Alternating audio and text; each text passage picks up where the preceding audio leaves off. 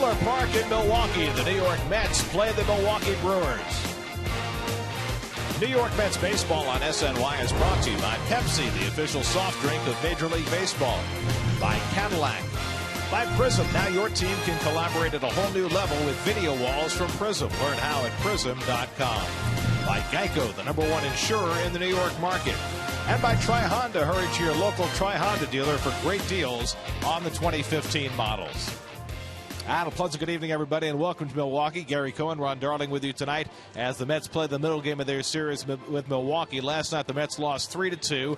They're now 0-6 on this road trip. They've scored just 8 runs in the 6 games. They've fallen to 500 for the first time since early April. And so this is the day that Terry Collins decided that before the game it was time to say a few words to his team. Now, over the years, we've heard a lot about team meetings. You often worry about their efficacy, but in the clubhouse, what does that feel like? Well, I'll tell you, in my day, you'd have the manager who would just stomp around and scream at everyone. Well, that certainly is not how it works today. In fact, it's more collaborative. Terry Collins will have a few words. Some of the veterans, like Michael Kadire, will have a few words. But I think really the basic thing that they have to get out of this meeting is, one, relax. All teams go through this. They look like they're playing tight. And I think that teams that try not to make mistakes often do. And I think one of those things is one of the things that they've got to stop also. And the last thing, I think, is that you just have to, Gary, do what you can do. You know, you can't make up for other people in the lineup who are not doing well. You can't make up because you have a lot of young people in the lineup. You can only do what you do. Ronnie, if you're one of the foot soldiers in that clubhouse and you hear the words from the manager, you hear from the veteran players, does it have any real impact? I think it has a little bit of an impact, absolutely, because Terry Collins is, I think, revered in that clubhouse. But I think the one thing that they've got to get across, hopefully, to these younger players in the lineup, think about it. Darryl Siciliani batted 9th for the Las Vegas 51s on opening day. He's the 5th hitter for the Mets today. So I think they're going to have to try to do some things that they haven't done all year long. They're not hitting the ball out of the ballpark. They're going to have to hit and run. They're going to have to steal some bases. They're going to have to do some things out of the box. On the mound tonight for the Mets is Bartolo Colon. He had been going along pretty well till his last start in Toronto when he was pretty much undone by his defense. Yeah, his defense was poor, but 26 of his runs have come in 3 games. So either with Bartolo, you have him real great, or he has a real tough night. Hopefully it's a good night tonight. Jimmy Nelson, the sinker baller, on the mound for Milwaukee. Sinker baller, he's learned this new spike curve that's a little better, but he still has gotten off to a tough start here from Milwaukee. So the Mets try and get even in the series here in Milwaukee and try and put the brakes on what has become a 6-game losing streak. It's the Mets and the Brewers at Miller Park. All the action coming your way on SNY.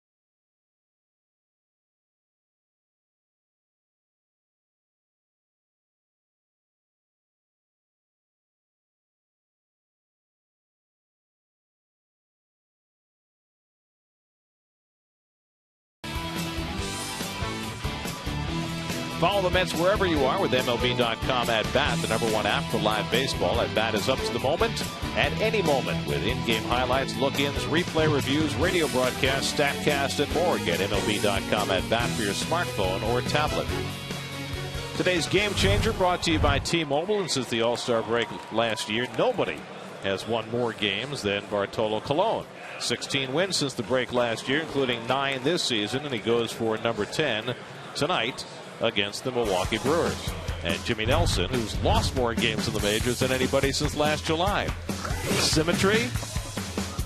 Foreboding? We'll find out. First pitch is coming right up.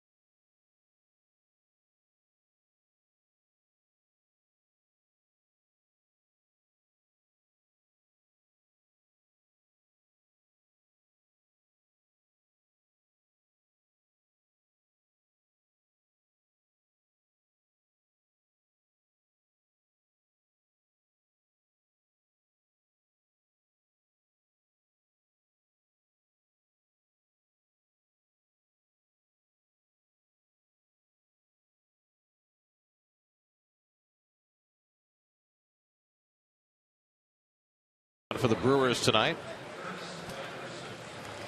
And here's the Geico Mets lineup that he will be facing. As Ronnie alluded to earlier, Daryl Siciliani goes to the 5-hole tonight as he gets the start in left field. Michael Kadire gets the night off. Johnny Manel, his 3rd major league start, will be behind the plate. Eric Campbell in the lineup at 3rd base. Ruben Tejada moves over to 2nd as the Mets look to break out offensively against Jimmy Nelson, who's 5 and 17 in his major league career. You know, last season he was 10-2 in Nashville, and they thought they were going to have an ace in their midst. But like you said, everything has gone kind of wrong for Nelson since then. Curtis Granderson leads things off. Granderson's hit 2 home runs in the last 3 games, including a second deck shot last night. He takes a strike, and we're underway. Granderson now with 10 home runs for the year, ties him for the club lead with Duda and Flores. And Nelson runs that fastball inside. A ball and a strike. Granderson, Tejada, and Duda for the Mets in the opening inning. Mets have fallen back to 500 for the first time since they were 3-3 to start the year. Mets started out 2-3, won 11 games in a row. Here's the breaking ball for a strike, 1-2. Talking about that spike curveball. He's got a little sinking action on his fastball, and that spike curve is his best pitch. Last year he was just a fastball slider pitcher, and that curve gives him something a little more off speed. And Granderson pulls the slider foul, and it's 1-2. Curtis last 3 games 4 for 10, 2 home runs, 3 walks. It's been amazing how much he's been on base the last few days, but other than the solo home runs, the Mets have had trouble getting anybody home. They've lacked the big 2-out hit. They've lacked the hit with runners on base. My favorite part of the press conference with Terry Collins before the game, when he was letting the reporters know that he was going to speak to his team. They asked him when he was going to speak to him. He said right before the game, so you can't ask them any questions about it. That was hilarious.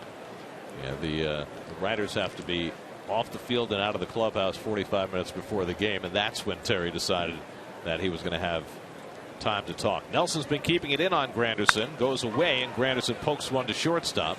Segura's there to play it, and he gets Granderson for the first out of the night. Well, this is not a bad swing. Good breaking ball from Nelson, but he gets this off the end of the bat, and no shift by this Milwaukee Brewers team, or that would have been a hit.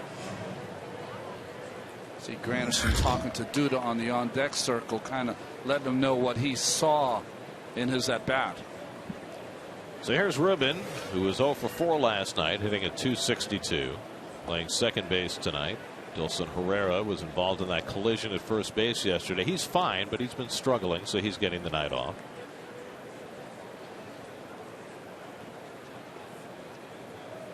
And Tejada chops one to third, and that's a fair ball. Ramirez throws him out. Tejada looking back, saying that was foul, but it was called fair by the home plate umpire, Ron Culpe. It's his call because it was in front of the bag. It's not up to Rubin to make the call. It's up to Rubin to run the bases. So the home plate umpire comes out. He'll make the call. He called it fair. And it's up to Rubin to not stop. It's to run through the bag. Yeah, there's just no cause for looking back over your shoulder like that. And it's not a reviewable play. And I think it's one of the toughest calls home plate umpires have, because they got to get out from behind home plate very quickly.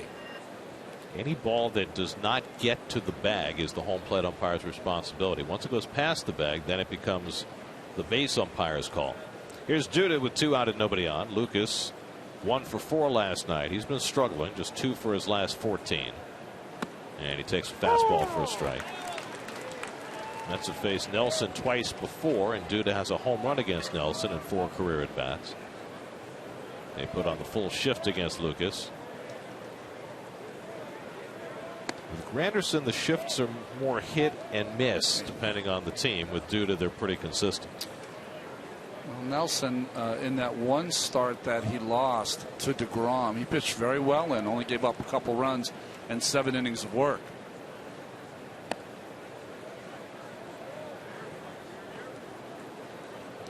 See already Nelson working a little quicker than Mike Fiers did last night for the Brewers. Tejada still stewing about that fair foul call. Gotta let it go, Rubin. That's right. 2-1 from Nelson, and he overpowers Duda with a 94-mile-an-hour fastball. 2-2.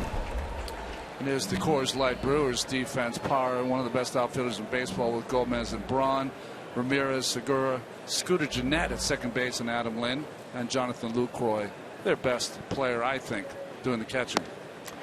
Nelson strikes out Duda, so it's a 1-2-3 opening inning for the Milwaukee right-hander. Bartolo Colon goes to the mound. No score in Milwaukee.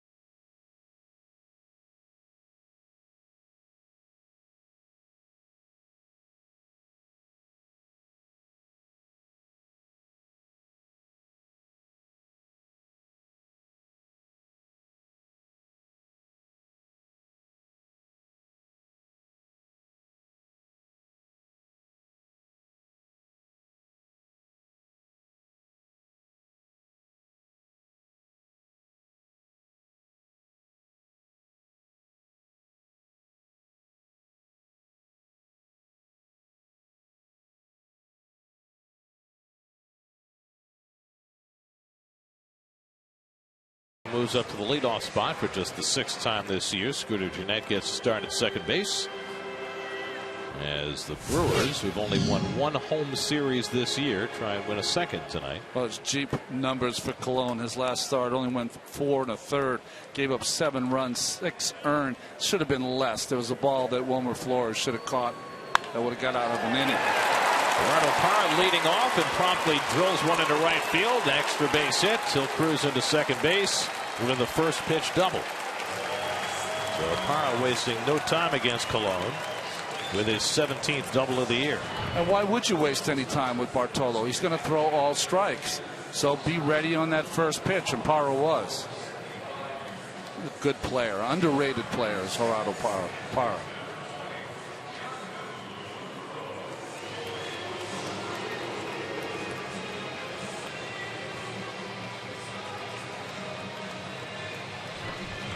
So Parra on second with nobody on. Now Jonathan Lucroy went 0 for 5 last night.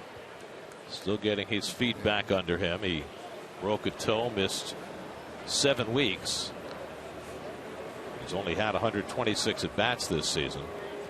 And he takes a strike. Talked to some people from Milwaukee who have said that he might have prematurely come back too, because he's not 100%. Tough-nosed player. Had a tremendous season last year, established himself as one of the top catchers in the game.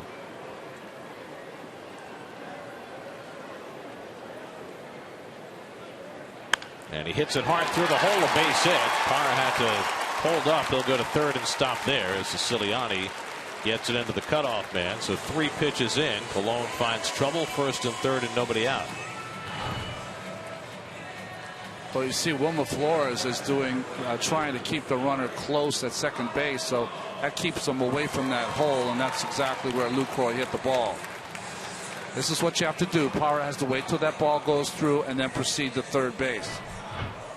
Good base running. So an early RBI chance for Ryan Braun. Braun went 1 for 3 last night. On with 244 career home runs, which leaves him 7 shy of the Brewers' career record held by Hall of Famer Robin Yount. And Braun takes outside for ball 1. The Brewers and Mets offensive numbers this year are virtually identical. They've scored exactly the same number of runs, hit exactly the same number of home runs, stolen exactly the same number of bases. It's kind of eerie, as a matter of fact. But right now the Mets lineup is so depleted. You look at this Brewers lineup and people like Lucroy and Braun and Gomez and Ramirez, and you feel you have a lot more firepower in that lineup than the Mets do. Well, it's that firepower that had them in first place for most of last season. They melted down the second half. Ron Renicky was able to come back this year, but after a 7-18 start, he was let go. Braun drills one into center field, and the Brewers have the first run of the game. Parra comes in to score. 3 straight hits off Colon to start his night, and it's 1-0 Milwaukee. 45 RBIs now for Ryan Braun. And these balls are not cheap. They are hit right on the nose. A bullet here from Ryan Braun. Always has had an unusual swing that he doesn't have a big follow through.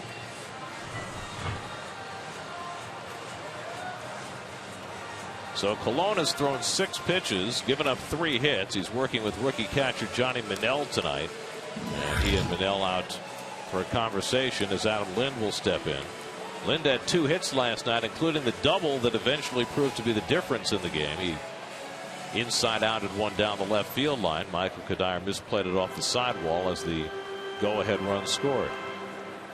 So Colon just searching for an out, already down in the game 1-0. Lucroy at second, Braun at first. And Lind takes inside. Lind has more at bats against Colon than any of the Brewers players, having played the majority of his career in the American League. 6 for 19 with a home run against Bartolo.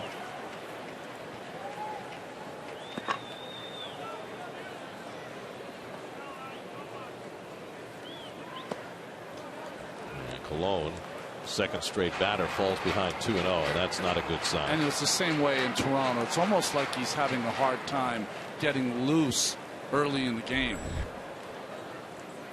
Carlos Gomez hitting 5th in the order tonight. He's on deck. So Colon really painting himself into a corner here. And he finds the corner for a strike. 2-1. I think if Bartolo moves forward, he's going to have to realize, I know he doesn't walk anybody, but I think he's going to have to pick his poison every once in a while and pitch around certain players. Certainly not here. You got runners on base, but as he moves along in certain games, there are going to be certain hitters that, a walk here or there is not going to hurt him. 9 walks this year in 86 innings. Best control numbers in the game. That's hit deep to left center field. Well beyond the reach of Lagares and Siciliani, and it short hops the wall. Lucroy will score. Braun will be held at third. It's an RBI double for Adam Lind. And Bartolo Colon getting smacked around here in the first inning. It's 2-0 Milwaukee.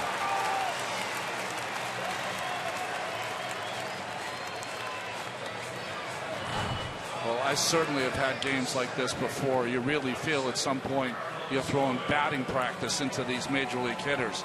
Every ball hit right on the nose. Lucroy knows after he watches it that he'll score easily. And Braun right behind him was digging all the way. But you can play safe now with no outs in the first inning. Well, Braun wanted to score, but Ed Cedar held him up. So 2 in scoring position, still nobody out, and now Carlos Gomez, who was on base 3 times last night in his return to the lineup, holds the swing on the slider, and Linnell able to go down and block it. The problem you have here, Gary, is that with the Mets struggling offensively, you can't let this game get too far out of control. Well, the Mets are ready to concede a 3rd run with the infield playing back, trying to stay out of a much bigger inning.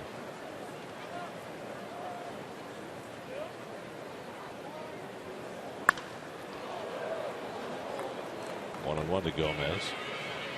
Gomez had been sitting out with a hip injury, and it was also affecting his groin. Missed 8 of 11 games before last night, but came back strong in last night's game. Well, there are the offensive numbers for the Mets on the road trip, and the pitching numbers at the bottom. There's been nothing pretty about any of it. They got some stellar pitching performances from DeGrom and Harvey, as that's pulled foul. Well, other than that, really, there's not been a lot of positive to report. Aramis Ramirez hitting 6th in the order. He's on deck.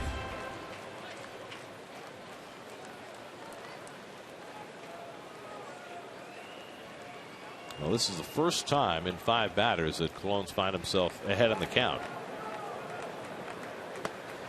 And he goes away with a slider, and it's 2-2 to Gomez. You know when he is having trouble, when he goes to a pitch and it's 4 or 5 feet outside. You just never see that from Bartolo.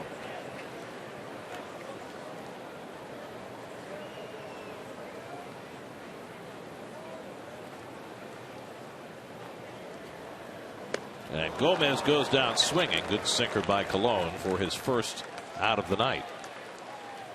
Well, how many times have we seen this? When he needs to get a strikeout against right-handers, he throws that good sinking fastball down and into the righties and ties them up. So there's the first out. Now you got Aramis Ramirez at the plate. Ramirez, who will turn 37 years old tomorrow. 0 for 2 last night with a couple of walks. And the Mets will bring their middle infielders halfway in against Ramirez with 2 in scoring position. And he pops one foul. That'll make it back to the seats out of play. Well, by bringing the middle infielders halfway in, you're tempting fate because you get a base hit past them. That's 2 runs. You are, but Braun has decent speed at third base. And if you have a hard hit ball hit to either Flores or to Hot at second base, you got to come home.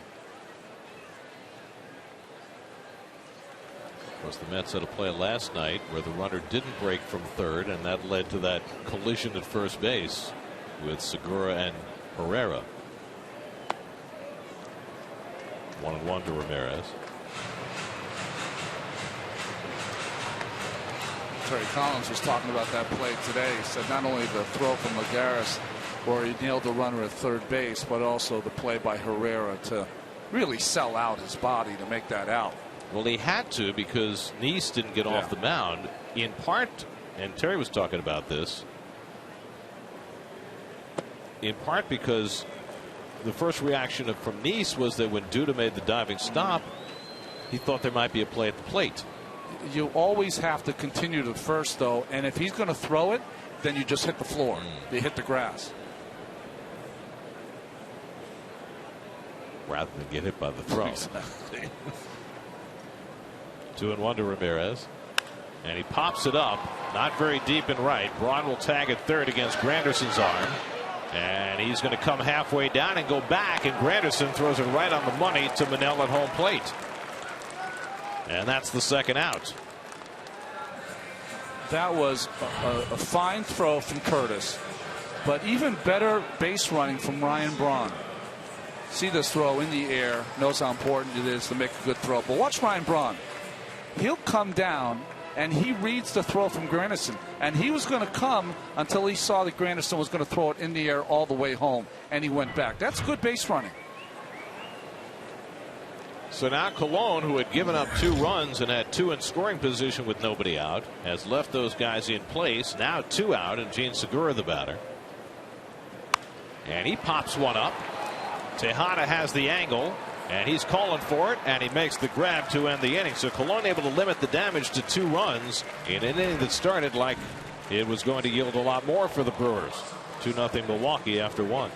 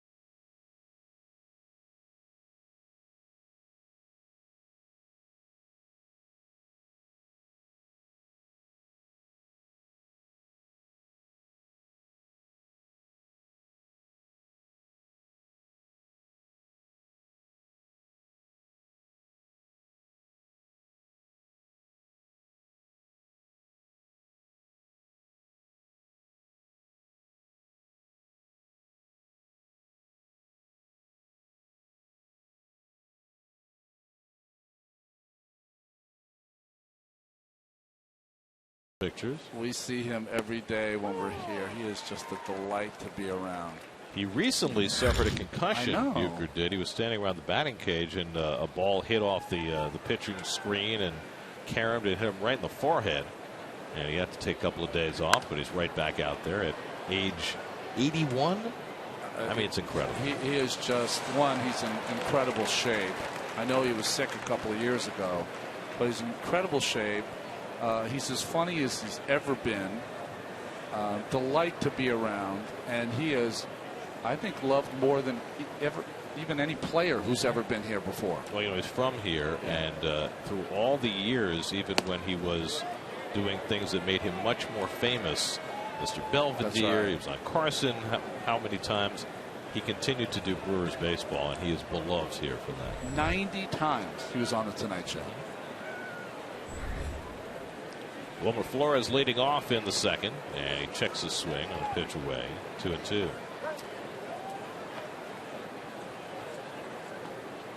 Well, Bob Uecker has lived one of the great American lives, and he continues to live it to its fullest. He really does. I mean, we saw what car he had last night. I don't have a car like that. Whoa.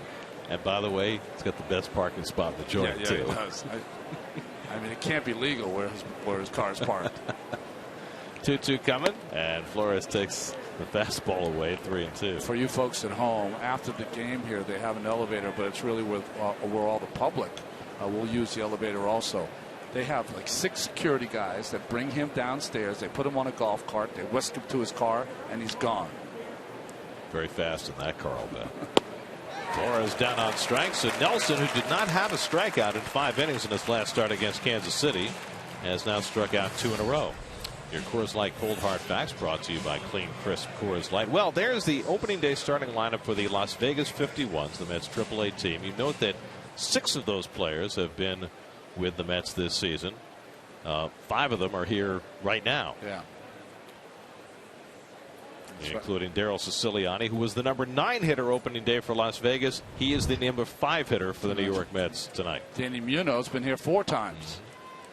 And Siciliani pounds one foul. Siciliani last night appeared as a pinch hitter, was hit by a pitch and stole a base. And one thing that putting him in the lineup does is adds a little more team speed, which the Mets are sorely lacking. Stole a base last night after getting hit by a pitch. Michael Kadire getting the night off tonight.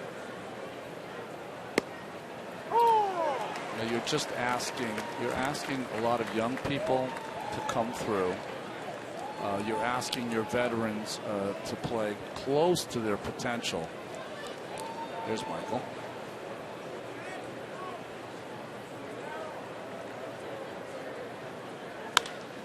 Right back to Nelson. And he's retired the first 5. Well, so many pitchers now, when they catch the ball, they kind of run it over there and underhand it. I don't think they like throwing the ball over the first. It's interesting to see. Almost everyone. It's so strange to me. Right? People who throw the ball for a living Should be able to throw it anywhere. I mean, their job is to throw the ball in a tin cup every 125 times a game or 100 times a game. Here's Juan Lagares, whose bat has cooled down. 1 for his last 17 after going 0 for 4 last night. And takes a fastball strike. Jimmy Nelson, his last start in Kansas City, gave up 11 hits in 5 innings. Well, 21 hits he's given up in his last 2 games, 10 innings. Kind of the anti-Scherzer. Yeah. How about Marco Estrada's trying to put his name up there with Mr. Scherzer? Estrada this afternoon, perfect into the 8th against Tampa Bay. He wound up throwing 129 pitches in 82 thirds, which is a lot. That's the former Brewer, Estrada. I always thought of Estrada really as a kind of a long man here. I never, I know he started games here, but I never thought of him as a legitimate top 5 guy. He was a swing guy, out of the bullpen, sometimes start, but he's found new life in Toronto. Well, for a staff here in Milwaukee that is searching for starting pitching, it's kind of odd when you think about the fact that they dealt Giovanni Gallardo, they dealt away Estrada. Hit sharply, but right at the second baseman, Gennett. So 6 up and 6 cast aside by Jimmy Nelson. Middle of the second, 2-0 Milwaukee.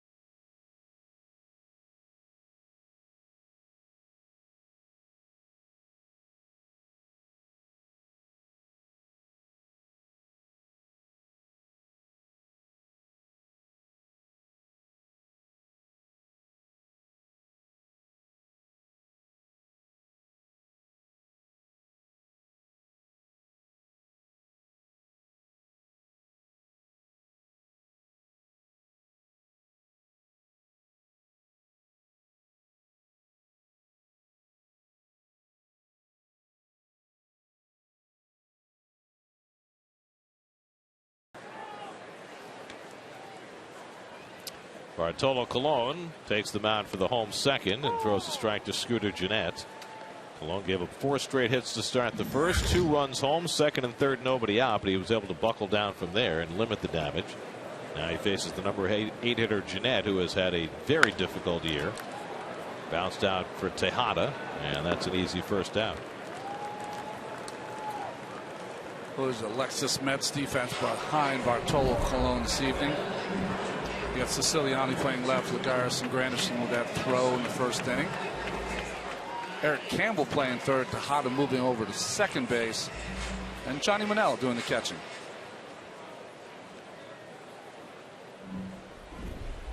Well, now it's the vastly improved hitter, Jimmy Nelson.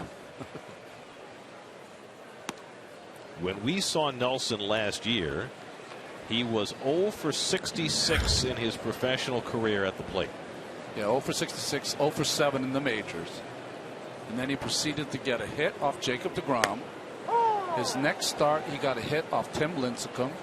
And his next start, he got a hit off Clayton Kershaw. Those were his 3 hits for last year, and he has 3 more this year.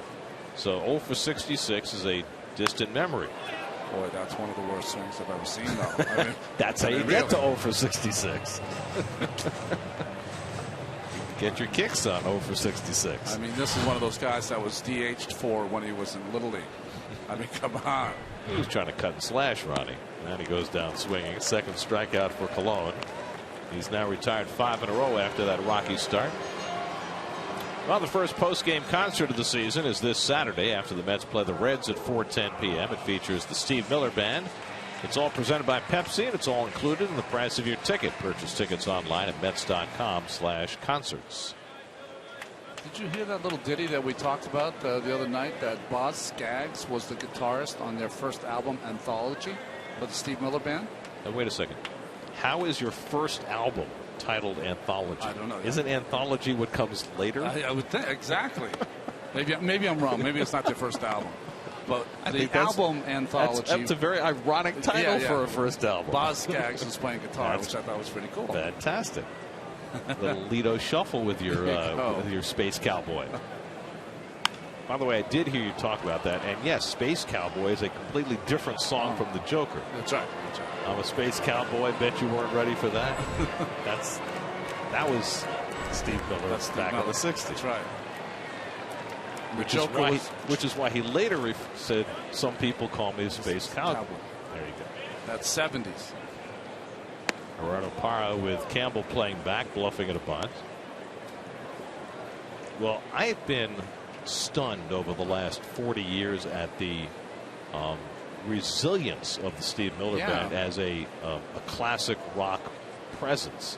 I mean, their stuff gets played everywhere all the time. Well, it's interesting. You and I have a lot of common bands that we like, and I don't think I wasn't a big pop guy ever, not even today, and I don't think you were either. And like bands like Steve Miller Band, Bob Seger, they're always played, and I never really followed either. Out to left center, Lagares easing back, and that retires the side. So Colon's retired 6 in a row after his rough beginning. After 2, it's 2-0 Brewers.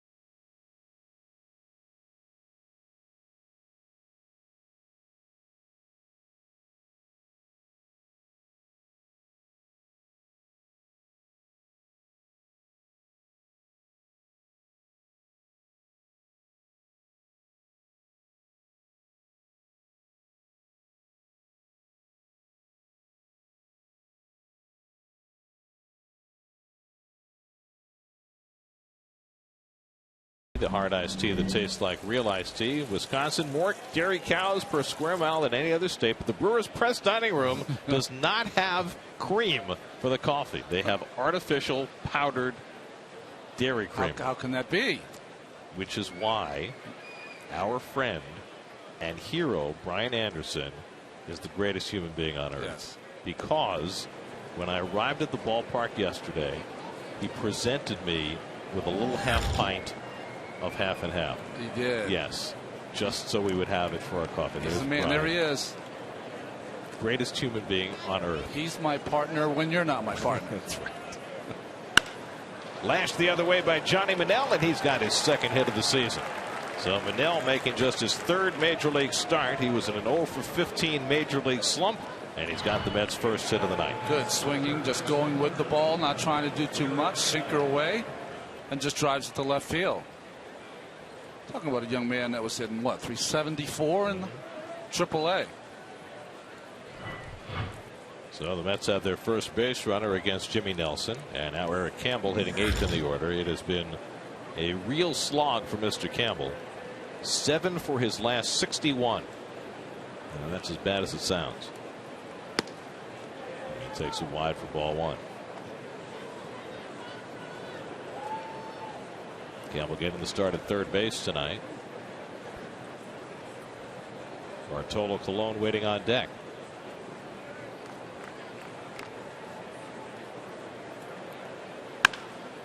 Pulled toward the hole. Segura on the backhand. Out at second. Gennett with the turn.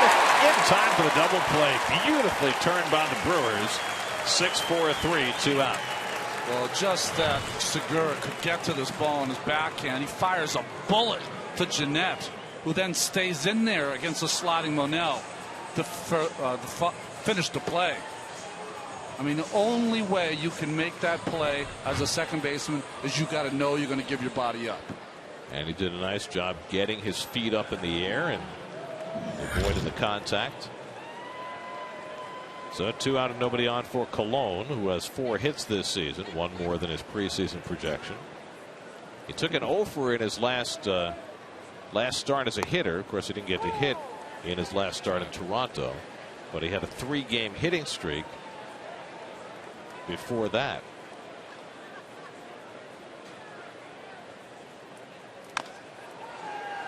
I think he kind of judges that first pitch from the pitcher, and if the pitcher is throwing really, really hard, doesn't really have that much interest in that first at bat. But I think he gauged that first pitch by Nelson and said, you know what, this is pretty good hitting speed. I can swing at this one. He's got the tape on the bat, the 2 batting gloves.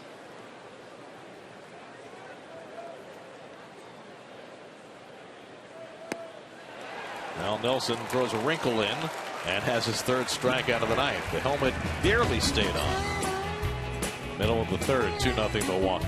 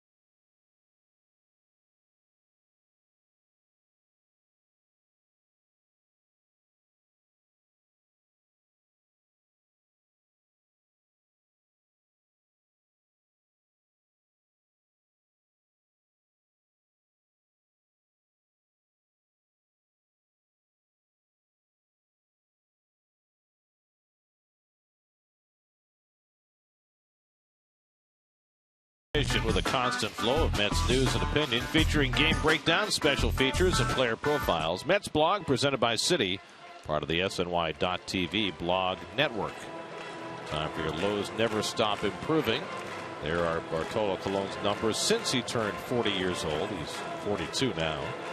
So he's had a lot of starts as a 40-plus pitcher, more than most. 60 decisions and 66 starts. Well, he's gotten a decision each of his last 26 starts dating back to last year. The last longer streak came back in 2004-2005 by Bartolo Colon. He had 30 straight starts with a decision. I don't know what that really means. I don't, because in today's game, guys are going, 6 innings is a good start. 7 innings seems like almost a complete game. But getting a decision can be a good thing, yeah, or it can be a bad thing. So with Bart, generally when he's bad, he's really bad, so and he's definitely going to get the loss. Yeah. And when he's good, he usually lasts long enough to be able to get a win. I guess that's the conclusion you draw. Jonathan Lucroy takes it outside, and Colon has a 2-0 count. I've got him that he gave up 49 runs this year. 26 of them have come in 3 games. So, and this is his 15th start. He's got 9 wins, which is tied for second in the National League. Take that for what it's worth. 2-1 to Lucroy with Braun and Lynn to follow. Well, Colon has certainly righted the ship after a dreadful beginning to this game. Really had no idea where it was going and gave up 4 straight hits to start the night. But now behind on Lucroy, 3-1.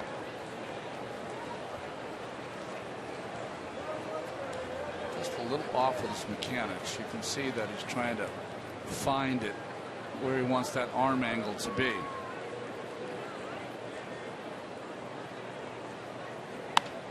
Little bloop, and that's going to fall into right center for a base hit. So Lucroy took an 0 for last night. Is 2 for 2 tonight.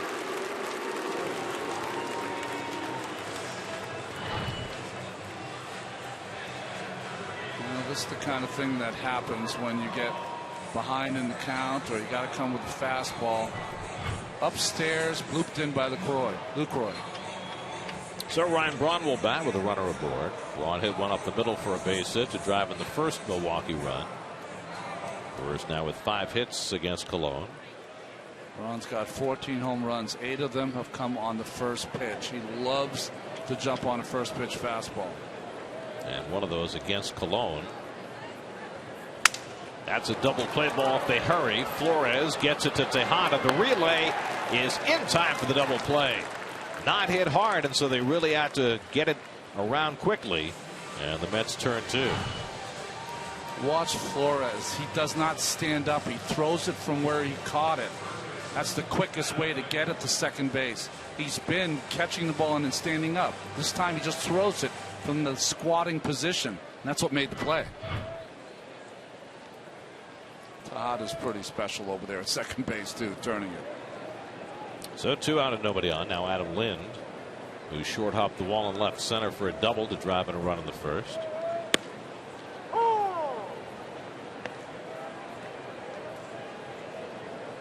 Talking about Marco Estrada earlier. It was Lind whom the Brewers picked up in the trade with Toronto for Estrada. That's yanked down the line, just foul. And Lind has been good. His offense, 26 extra base hits, 10 home runs. They say his defense has not been great at first base, but he's an offensive player all the way. Early in the season, when they didn't have Lucroy and Braun was struggling and Gomez was in another lineup, Lind was the guy who was carrying them offensively. It's Craig Counsell, who took over as skipper when Ron Renicky was fired. And they pretty much played at the same pace under Counsell as they did under Renicky, maybe a shade better. But their biggest issue has been their starting pitching. Well, Renicky did a fantastic job over here. Even though they faltered last year, they made the playoffs in 2011. I think, Counsell, who's never managed before, but he's a Wisconsin native. I think that means something here. It means something more here than it does at other places. And he's got what he needs, which is an experienced bench coach in Jerry Narron to help him with some of the nuts and bolts as a first-time manager. Lynn reaches and pops one down the line. Siciliani tore the stripe over there to get it, and that retires the side. A leadoff hit, erased on a double play after 3, 2-0 Milwaukee.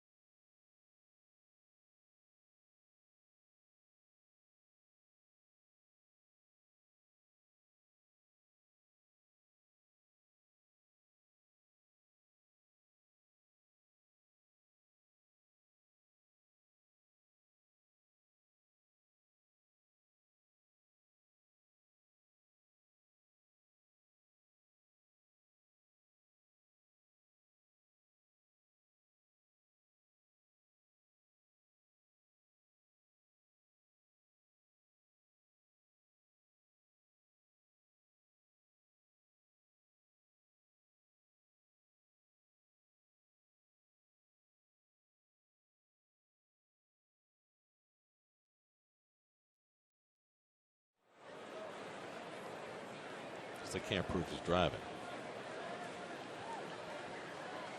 4th inning, Mets down 2-0. Jimmy Nelson faced the minimum over the first 3, so Curtis Granderson leads off in the 4th.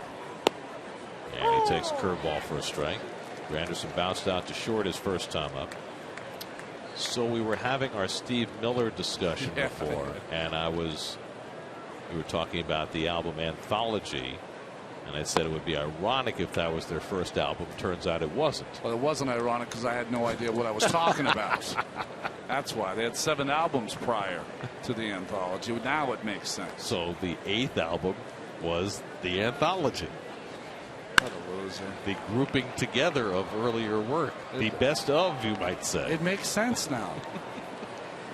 I liked it better the other way. It would have been. It would have been great.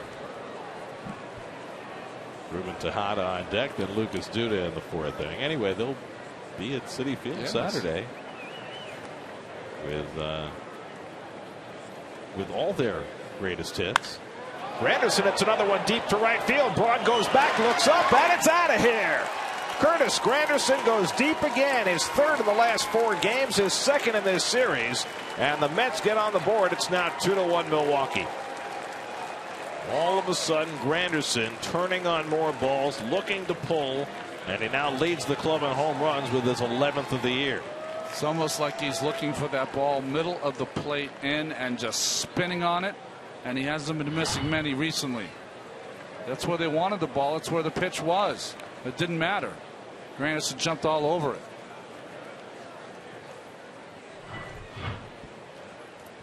So the Mets get on the board, and now Ruben Tejada, who grounded out his first time up.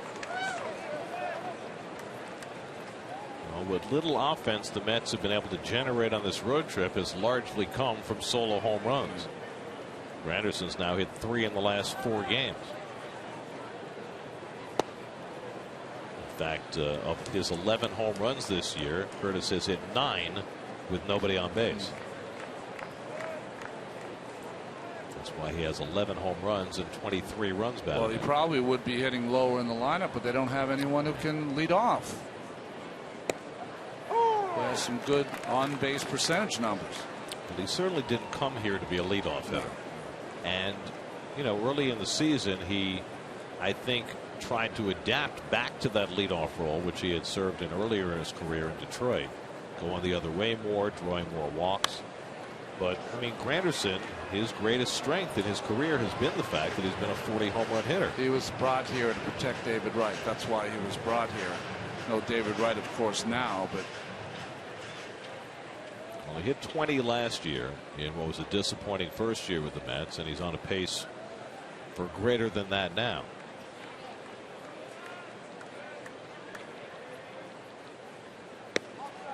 You know, when people talk about him hitting all those home runs over 80 in Yankee Stadium those 2 years, you have to remember that 39 of those, I think 83, were on the road. So he's got great power. When he was with the Tigers one year, I think he had 30 triples.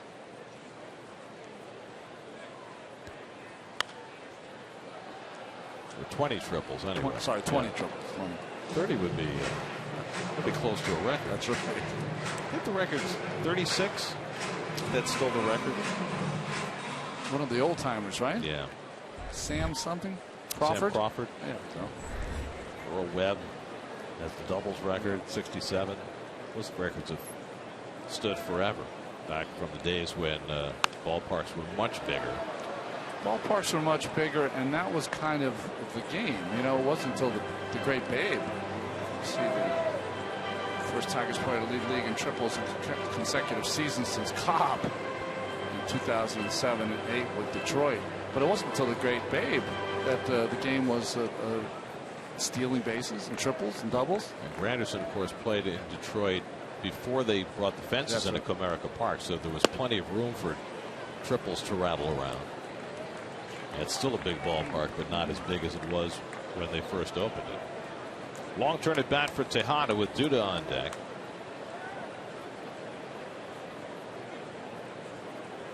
This will be the 9th pitch from Nelson to Tejada.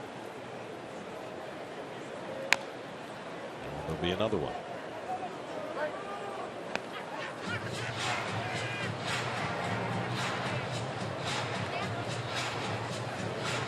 Terry Collins had a team meeting right before the Mets took the field tonight. Usually you want to time that team meeting for when you have your ace on the mound. Tejada takes one the other way, slicing away from Braun, but he'll get over there, and he runs it down for the first down. We had it, the teams we played for in the 80s, of course. If Dwight was pitching and we needed a meeting, that's when we had the meeting. But sometimes you just don't have a choice. Sometimes there's a little too much urgency. Yes. And I think today probably falls in that category. And also, I think because of the veteran Bartolo, you know, nothing's going to bother him. You know, it doesn't matter if you have a team meeting or not, or he's going to do the same thing he always does. Duda grounds it right into the shift. Gennett with plenty of time and throws him out 2 away.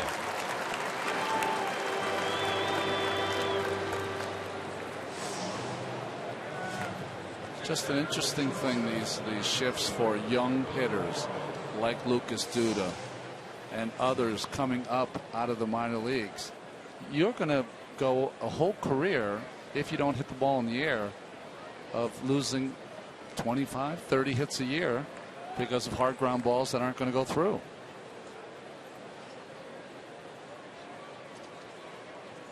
Well, I'll say it again, unless you do something differently. Yeah. If they're going to give you a hit on the left side of the infield, every once in a while, take one, and suddenly that shift will have to morph. Doesn't mean you have to do it all the time, but do it once in a while, so at least the fear of it is there. Well, I know Mark Teixeira has chosen to do it differently. He said, listen, I'm a power hitter.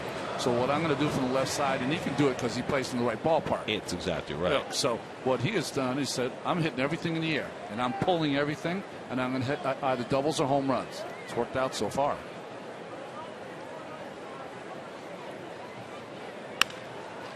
Grounded down to third, and Ramirez with the overhand throw gets Flores to end the inning.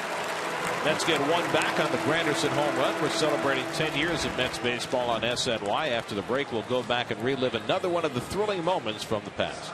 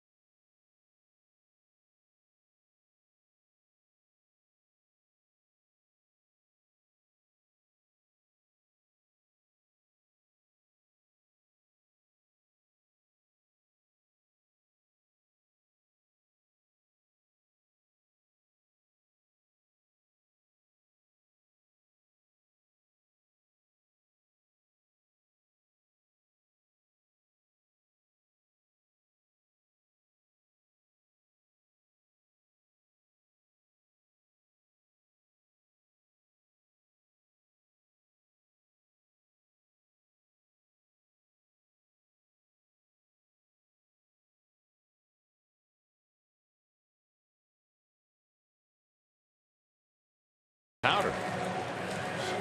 But you know, Cotter was a great sport about that, and you know, watching him during that race, you know, those sausage heads are huge, and they sit atop you, and you can topple over if you lose your balance, and you can see him just trying to make sure the thing didn't fall over while he was running.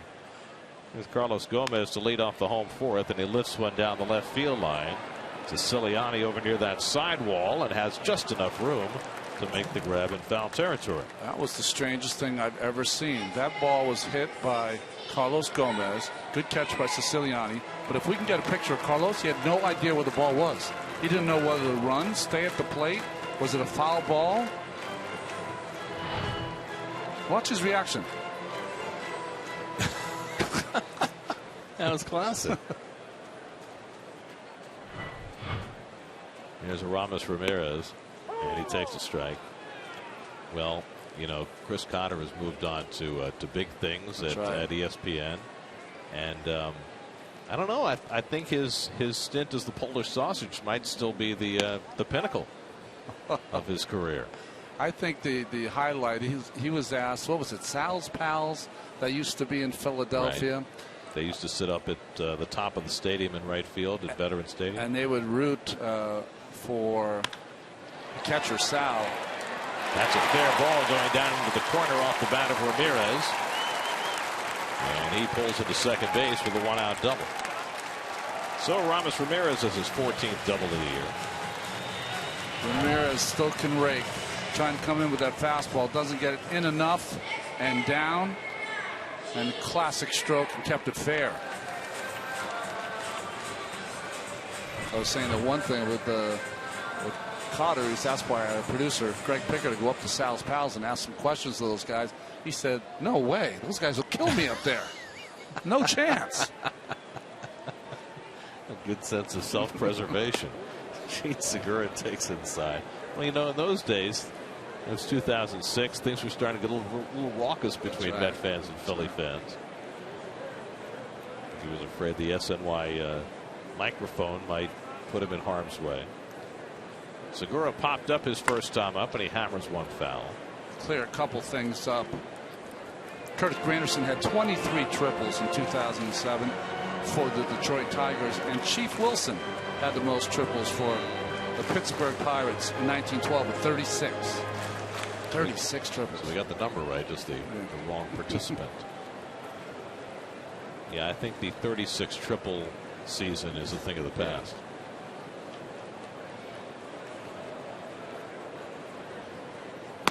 Well, I'll tell you what, if they had kept the dimensions at Citi Field the way they were initially, and Reyes had played there a couple more years, he would have had 20 triples one season.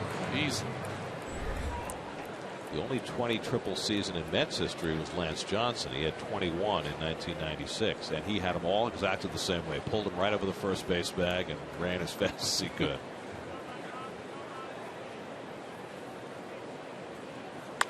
That's cued down toward first, and Duda able to handle the hop and get the out on Segura as Ramirez went to third. A lot of spin on that ball. It was a nice play by Duda because it was a strange inside-out swing from Segura, and still able to get over there. Kept it in front of him, makes a fine play. Keith would be happy. He used two hands. Yes, he did. I was going to say about Lance Johnson, at least through the time he played for the Mets, his one claim to fame was that he had never been thrown out at third going for a triple. Never. Intentional walk coming to Scooter Gennett, the number 8 hitter, and they'll go after the pitcher Nelson instead. I don't think this is a move you'd normally make since Gennett has been struggling so badly, but the Mets are so hard pressed to score they just can't take any chances. And Nelson, we saw his swings earlier. Think about Lance Johnson. If I remember right, he used a huge bat and choked up on it, right? Didn't choke up that much. No. But he had he swung a 36-ounce bat, I believe. New York Mets baseball on SNY is brought to you by Delta Dugout. Sign up today at Mets.com/Delta Dugout. So Nelson comes up with first and third and 2 out, with the Brewers up 2-1 in the fourth. Nelson struck out his first time up. An intentional walk by Cologne, his first walk of the game.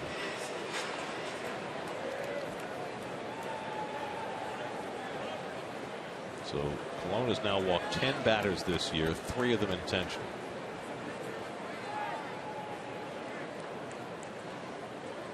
I have long believed that intentional walks should not be included in walk totals, that it should be a separate category. I agree, and they should not be included in pitch counts either. Right.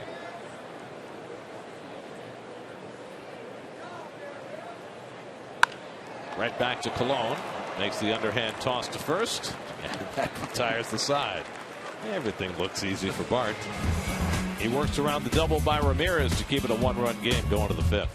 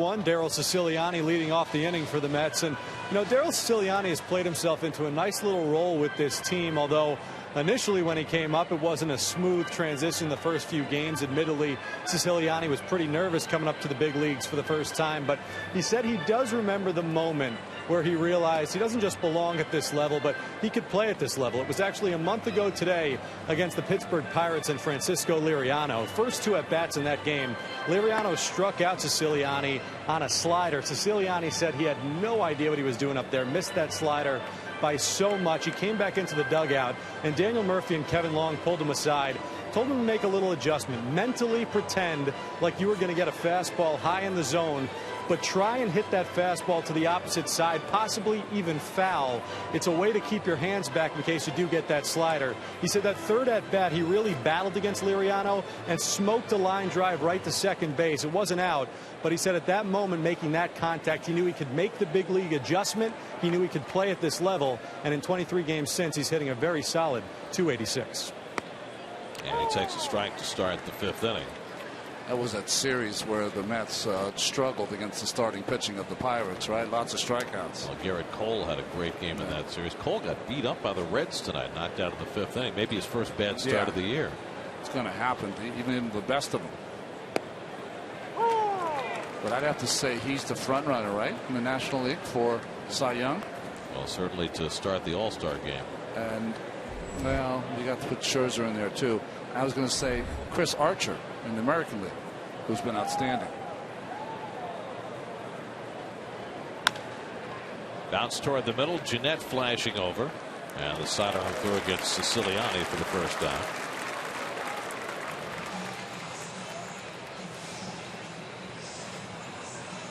So 1 out in the top of the 5th, and now Juan Lagares, who grounded out to second base his first time up.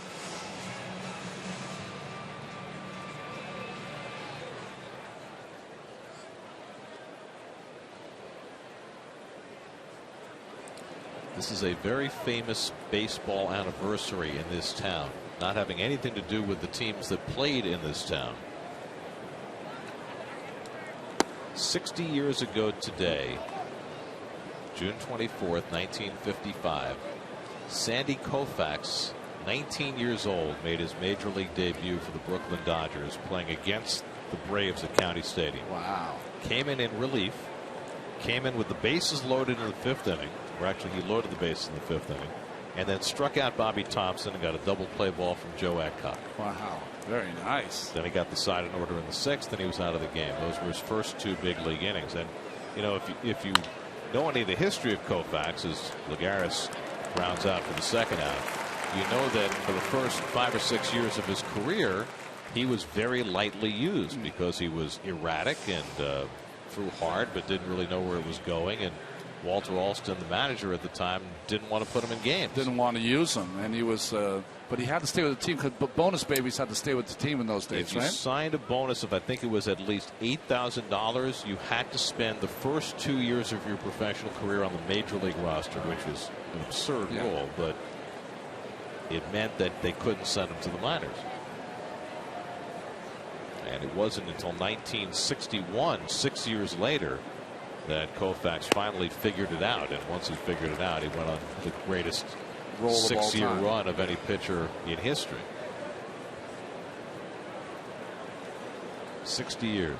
I think it was his catcher, Norm Sherry, right? Once told him, said, Sandy, just try to throw it like 90% of the, not 100%, just around 90%, and try to throw it on the corners. So it changed his whole career. Now, do you think that Norm Sherry was the first person who had ever told him that? No, but it was the first time he heard it. Right. Because that's what happens with coaching and that kind of thing. It's just sometimes you just hear it from the right person at the right time.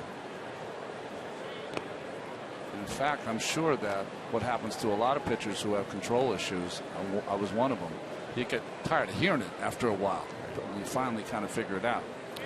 Of course, the fascinating thing about Koufax, he was in the big leagues at 19 years old, but he had only very recently started to concentrate on baseball. He was a basketball player, went to the University of Cincinnati on a basketball scholarship.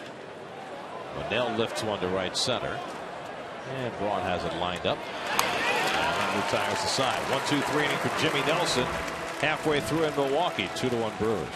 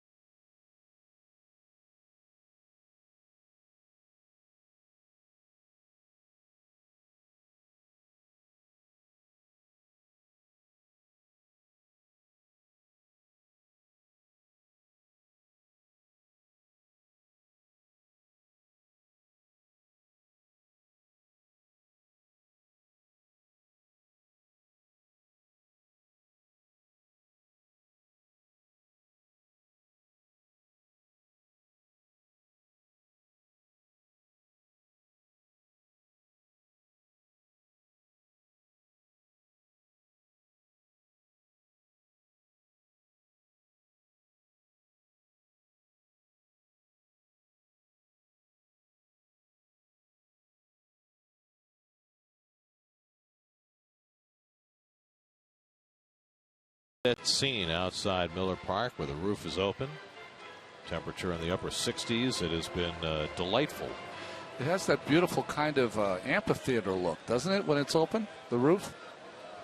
The two sides of the roof slide together and meet in the middle when they close it up. But they've got the roof open and the windows open, and it feels just like a perfect spring day here in Wisconsin. Third time around the batting order for Bartolo Colon, and Gerardo Parra grounds one out to Tejada. One pitch and one retired for Colon in the fifth. Well, that is the 1953 Lafayette High School basketball team.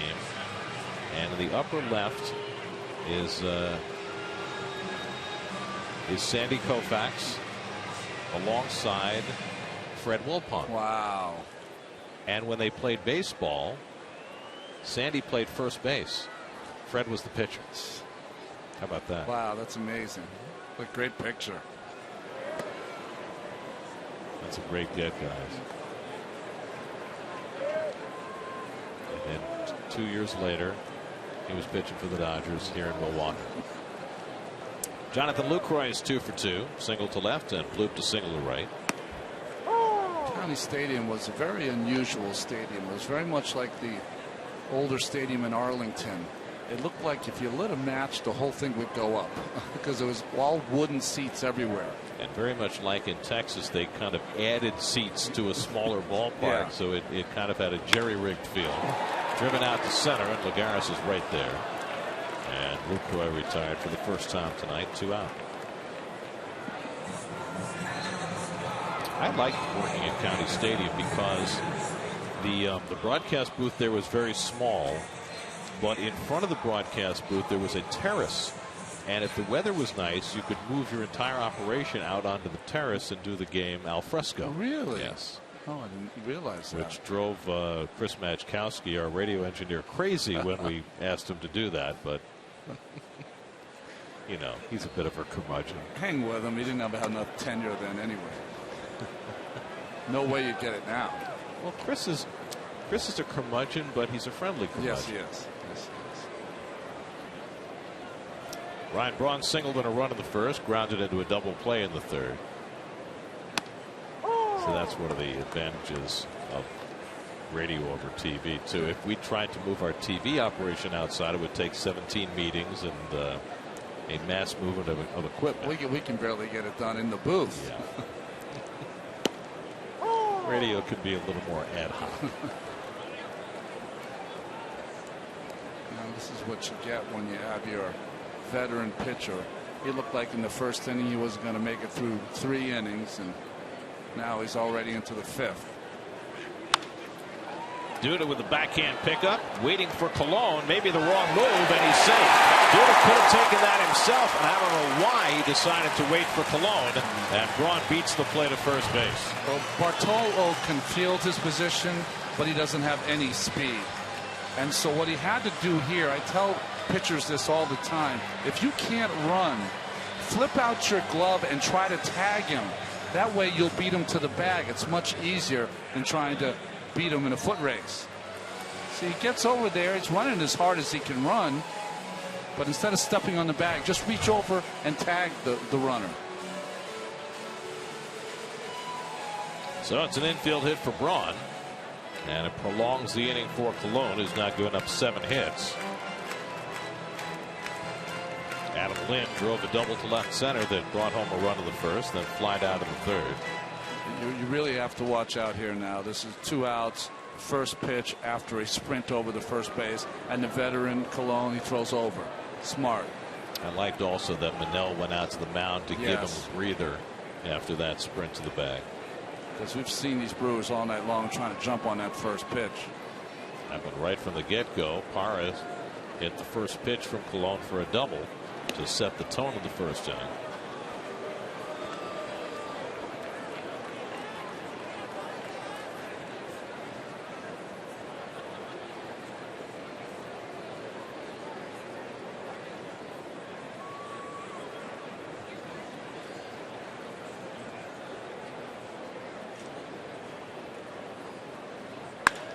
Hit hard into center field, a base hit for Lind.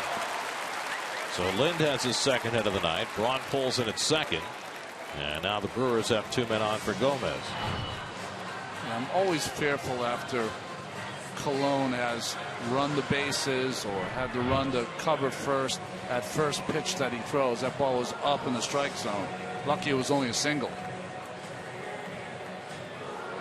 So 2 out of 2 on. Carlos Gomez has struck out and fouled out to left, 0 for 2.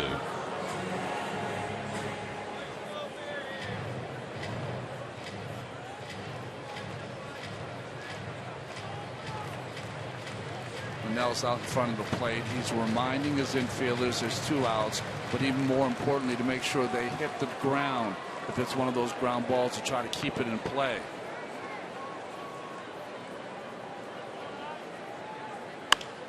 Drilled over short. That's a base hit for Gomez. Braun coming in to score.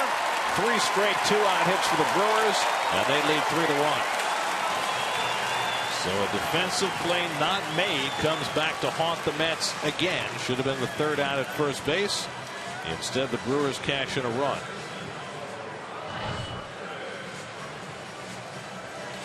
First pitch, sinker in. It's a pitch he's used a lot against Gomez. Gomez doesn't hit it very hard, but has enough muscle to get it over the head of Flores. See, where the bad play came, Gary, for Duda, is that you have to know before the ball is hit to you who your pitcher is. You know, that he doesn't run very well, that you're going to probably 99% of the time take it on your own.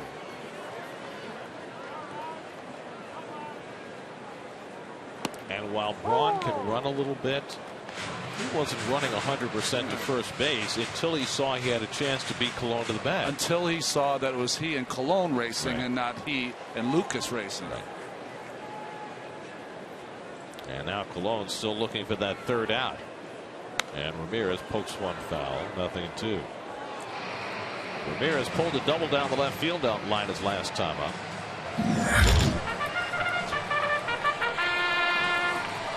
The horses are on the track.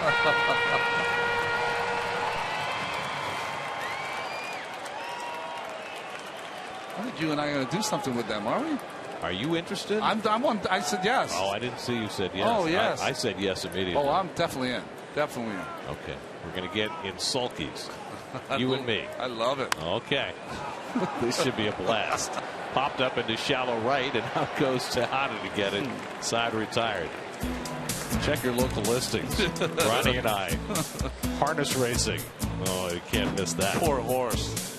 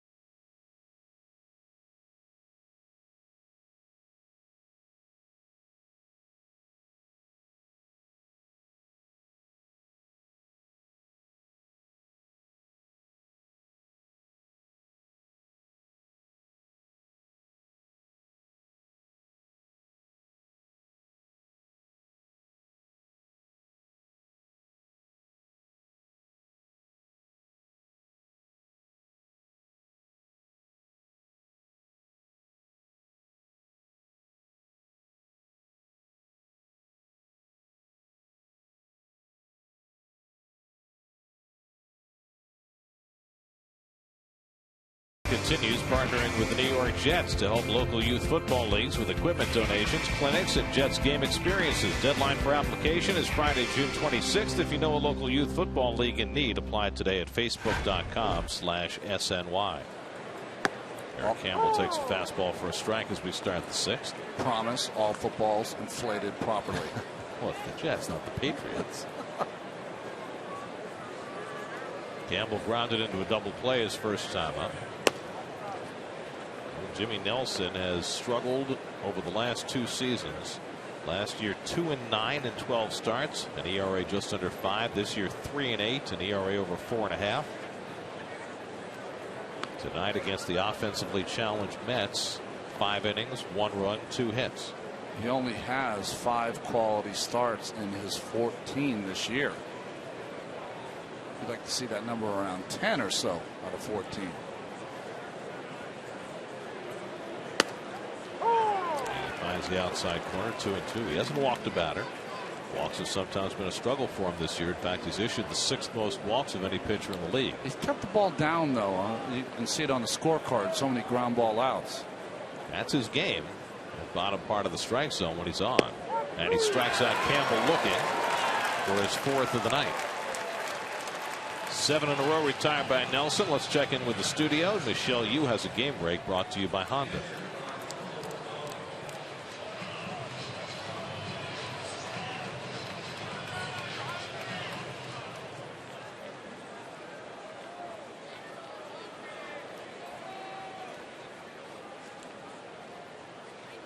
So let me get this straight, okay? Okay. Jordan Zimmerman pitched 8 scoreless innings. Yes. And had a 1-0 lead going to the 9th. Yes. And they took him out and brought in Drew Storen. Well, they've been doing that all year, Gary. No, remember from the postseason? The 18-inning game against the Giants last year. Cologne jogging slowly and easily thrown out by Gennett for the second. I mean, tonight Zimmerman threw 99 pitches, and Matt Williams took him out again with a 1-0 lead going to the 9th. It's once so, bitten, twice shy, right? Exactly. It's so rote for these managers to give these closers a chance at a save opportunity. I don't get it. Why don't you reward the guy who threw 8 scoreless innings? Let him get a shut piece. Now, in Williams' defense, Drew Storen hadn't blown a save since April 21st. But still, the karma of it. You got burned by it. It cost you a series last year in the postseason, and you do it again. Zimmerman's going to be pitching for the Milwaukee Brewers next year anyway, so don't worry about it. Wisconsin native. You're probably right about that. I mean, he's a free agent at the end of the year. Free agent. They need a class pitcher, and he's one of them. Granderson homered his last time up, his 3rd in the last 4 games, and his team leading 11th of the year. That's been the Mets' only run tonight. I wonder, though, is Zimmerman a guy who has already reached the apex of his career? Yeah, well, it's a tough one. And how many years do you give him, you know?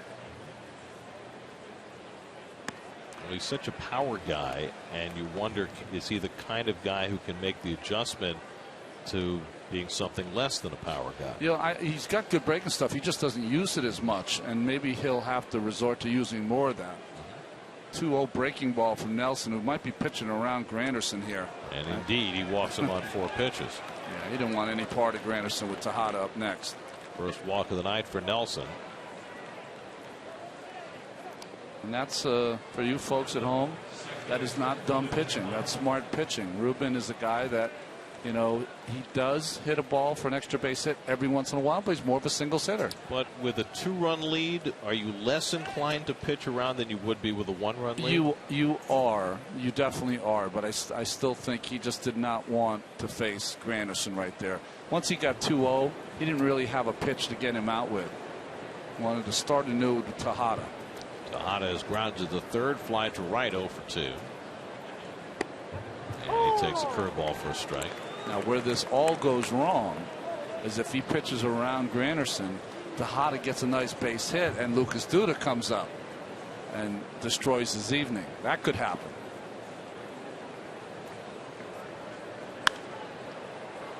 Well, he's quickly ahead on Tejada, 0-2. Tejada's swing just got a little bigger again.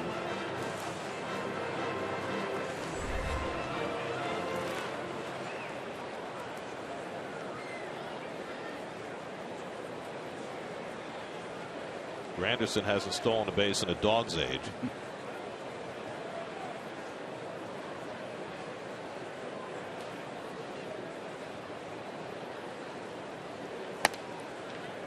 See, I think it's a good time to steal. Why do I say that?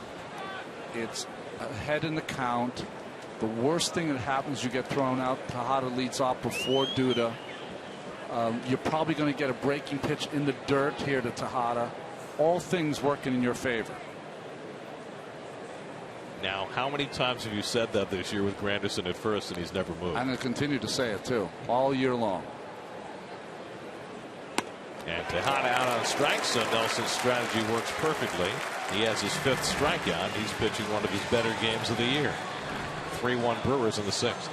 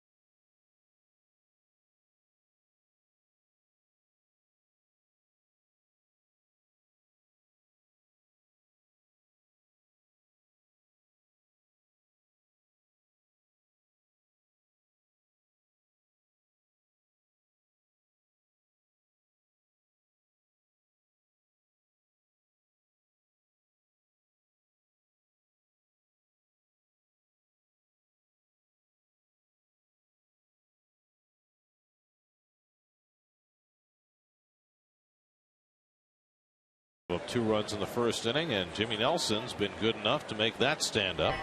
Gene Segura leads off the home 6th and tops 1 foul. Segura has popped up and grounded out tonight, 0 for 2.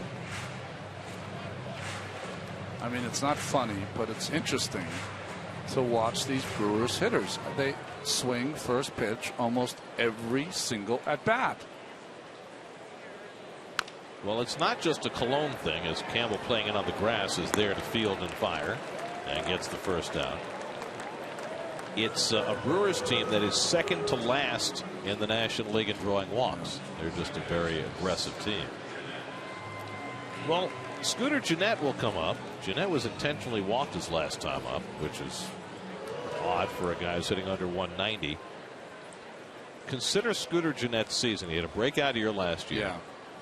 In April, the Brewers are playing in Pittsburgh, and he's in the shower after the game and somehow cuts his hand in the shower badly enough that he had to go on the disabled list. He comes back and plays poorly enough that he gets sent to the minor leagues for 3 weeks. Wow. And now he's back, and he's done marginally better, but it's certainly a far cry from what he was able to accomplish last year. Try the nightmare year. They just thought he would be that kind of guy, scrappy guy that played good defense, hit enough. A scooter kind of player. Lofts one down the right field line, back toward the corner. That ball is out of here. Scooter Gennett with his 3rd home run of the season, and his year's getting better.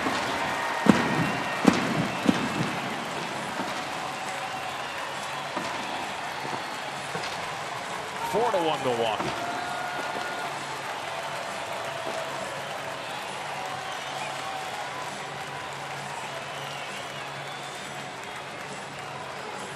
I believe that was an 0-2 pitch, wasn't it? It was.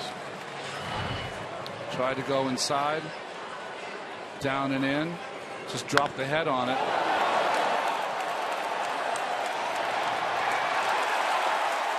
This trip is getting eerier.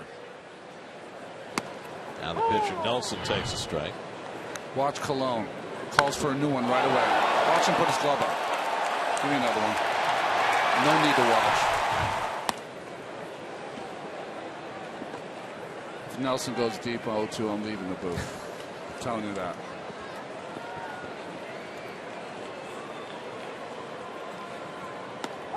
Strike 3 called. Ronnie sticks around. Third strikeout for Cologne. Tonight's Verizon trivia question. 4 active players who've had 100 or more RBIs with 3 different teams. That's a good question. Active players, 100 RBIs for 3 different teams. I think one of them's here tonight.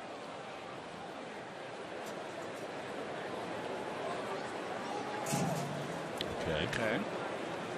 I think there's someone that he's associated with. Yeah. That he might be one. In Texas? Yeah.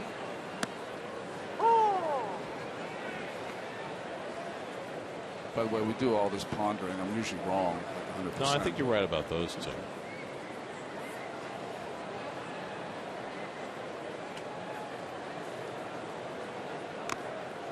All right, foul tips it, and it's 0-2.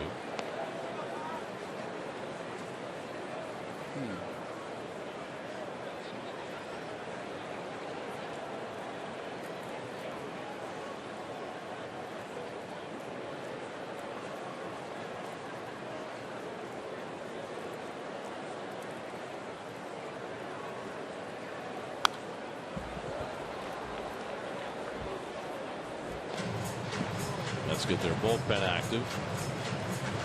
Logan Barrett, the right-hander. Jack Leathersich, the left-hander. I got another guess for the third. I don't know if he got that high. He's not playing. He's a West Coast guy that's used to playing 162 games a year. Okay. Those are my 3. I'll stick with those.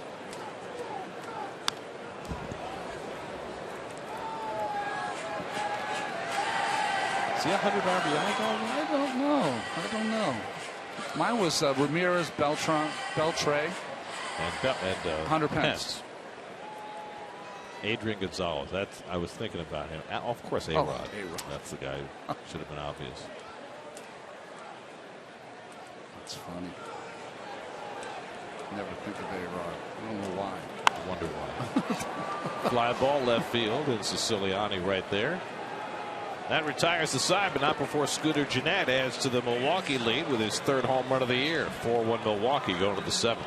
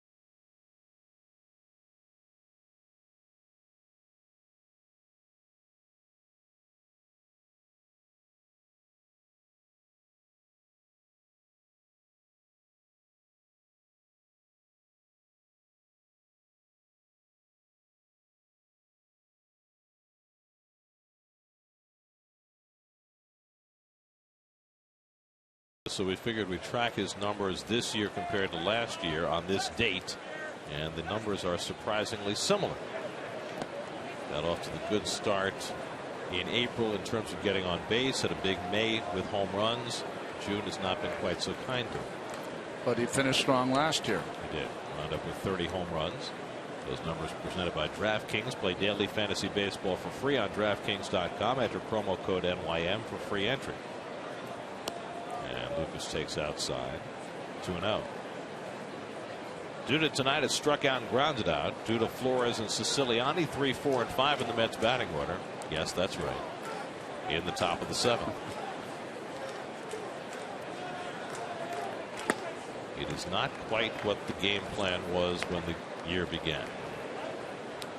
No David Wright, no Daniel Murphy, no Travis d'Arnaud. Tonight, no Michael Cuddyer. Murphy's getting closer, though, right? Well, he played his first rehab game today for the Gulf Coast League Mets. Had 2 plate appearances, a hit and a walk, and then the game was rained out. The thinking is that Murph will need at least 3 or 4 games of rehab, but ideally you'd like him to have more. Yeah. At the same time, though, they really need his bat in the lineup. Gennett with a diving stop gets up and throws out Duda. Well, the triangle defense paid off that time. Gennett with a nice play for the first down. Boy, I would explode if I was Lucas Duda. Another bullet robbed by Gennett out in right center. I mean, sorry, right field.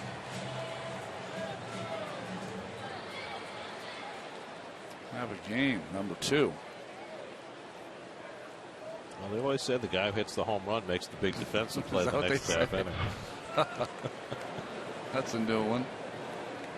1 out now. Wilmer Flores has struck out and grounded out, and he pulls one, and Segura with the diving catch of the line drive for the second out. Hang with him. And what do you say? Nice swing here by Wilmer. Just perfectly placed to Segura. So 2 out and nobody on. And now Siciliani, who has grounded out twice. That's been held to just 2 hits tonight. Johnny Manel singled to left in the 3rd. Curtis Granderson had a home run in the 4th.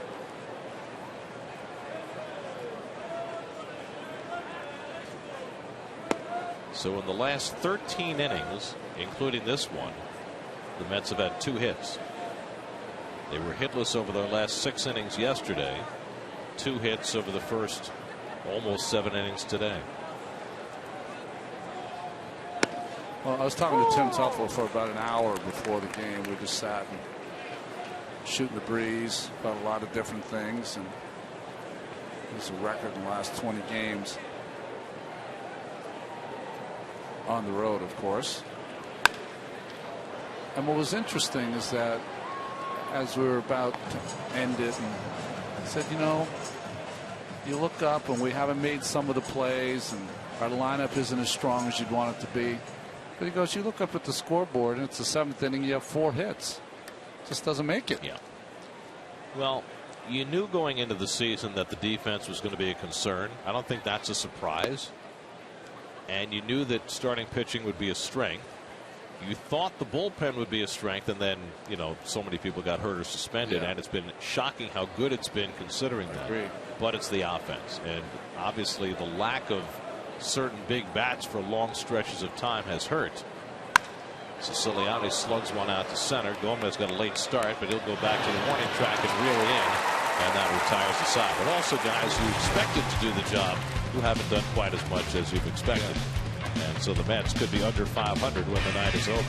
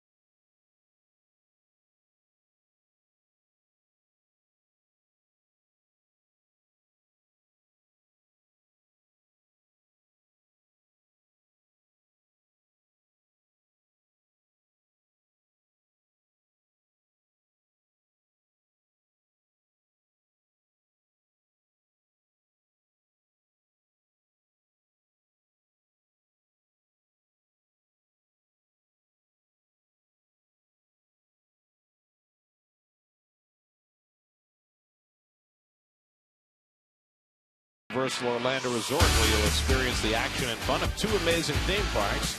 Plus, stay on site at Universal's Cabana Bay Beach Resort.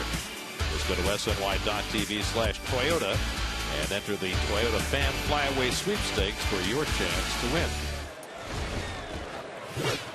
Logan Verrett will make his 3rd appearance for the Mets. You know, it's been a strange season for Logan Verrett. He was selected by Baltimore in the Rule 5. He was put on waivers, picked up by Texas. That's where he made his major league debut in Texas. Then they waived him, and the Mets picked him back up, sent him to Las Vegas. And he said this is his 3rd appearance. His first one was outstanding.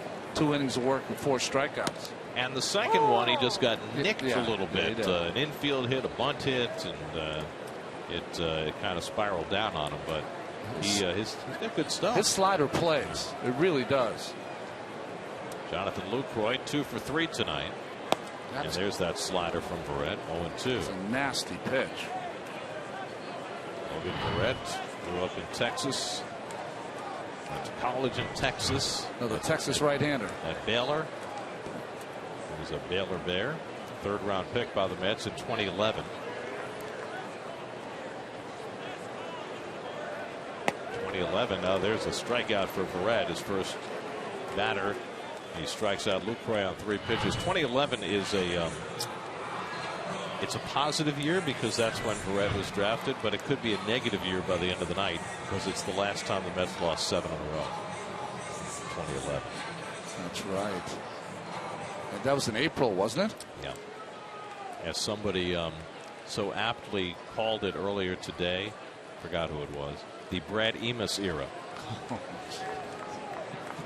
Here's Ryan Braun. Was he the kid that we picked up for Rule 5 from Toronto? 5. He was the opening day second baseman. He lasted about 2 or 3 weeks, and but that's when they lost 7 in a row. Nothing to Braun is 2 for 3 tonight. So Verrett has come in throwing strikes with his fastball, strikes with his slider.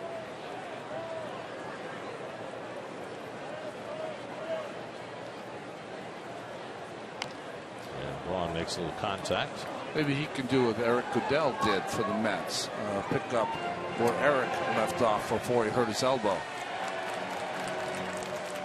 Adam Lind on deck. Goodell just one of the pile of relievers sitting on the disabled list. It's fascinating to me that out of all of the guys who have gone down out of that bullpen, going all the way back to spring training when Josh Edgin blew out his elbow, that the first guy, the next guy who's going to make it back is going to be Henry Mejia, coming off the 80-game suspension. That's right. He's about 2 weeks away. I mean, whoever thought that? Never thought that. You thought Vic Black would be back by now. You thought Rafael Montero would be back by now. Buddy Carlisle.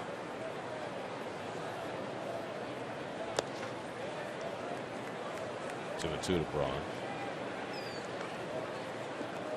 Verrett, like so many of these young Mets pitchers, was a starter throughout the minor leagues. Finally worked out of the bullpen this year in Vegas, but had been exclusively a starter before that. So he's just making that adjustment.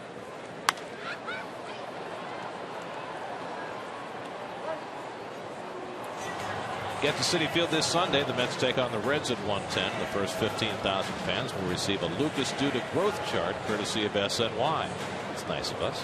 After the game, all kids 12 and under can run the bases in the Mr. Met Dash. For tickets, visit Mets.com/Family Sundays. 7th pitch of the at-bat coming to Braun. He fouls back the fastball. How tall is Lucas? 6'5"? Yeah, that's a good guess. Yeah. It's a little taller than you. Yeah.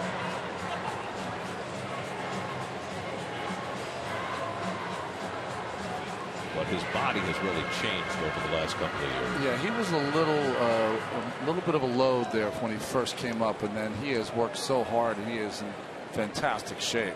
It's as thin as I've ever seen him.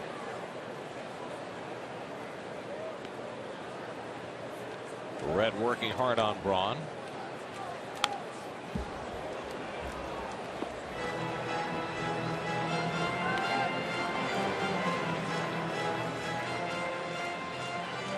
Malone wound up going 6 innings. He allowed 4 runs and 10 hits, an intentional walk, 3 strikeouts, and a home run. Only 82 pitches for Bart, but never quite looked his sharpest tonight. And pulled after just 82. Lawn hits one out to center. Lagares back, has plenty of room. And there are 2 out. What I was surprised about in the first inning with Bartolo was that he knew what kind of team he was facing. He knew that they love to swing first pitch, and I thought he would use it against them. Throw some pitches that were off the corner and get some easier outs early in the game, but wasn't able to locate it. Happens sometimes.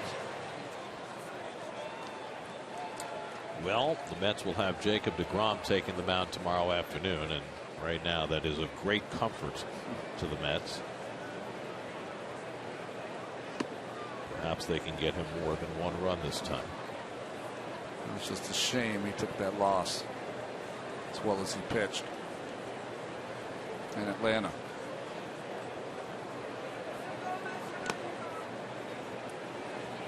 There are your city problems for tomorrow. Taylor Youngman, who has just begun his big league career, will be on the mound for Milwaukee. He's pitched well, but deGrom has been just fantastic, and over the last 7 starts has taken it to a new level. And Lynn takes it high, and it's 3-0. Well, just think about how baseball's not always fair to the starting pitcher. You think about deGrom's ERA is 2.34. He's got 7 wins. It's over 5 now, I think, for Bartolo, and he's got 9 wins. Never know. Well, even beyond the win and loss thing, what happened in the last start was just, it was kind of indefensible. Yeah. He's got a runner at third. He gets a ground ball to shortstop. Should have been the second out. He should have had a chance to get through the inning, and Wilmer Flores, for some reason, took too much time throwing the ball to first, and then for whatever reason Terry Collins decided to take deGrom out of the game, and he doesn't even get a chance to protect the lead for himself, and he winds up with a loss. Popped up into shallow center, and that's where Tejada's called off by Lagares, and that retires the side. So Gomez is retired. Verrett gets through a hitless inning, and we go on to the 8th with the Mets down 4-1.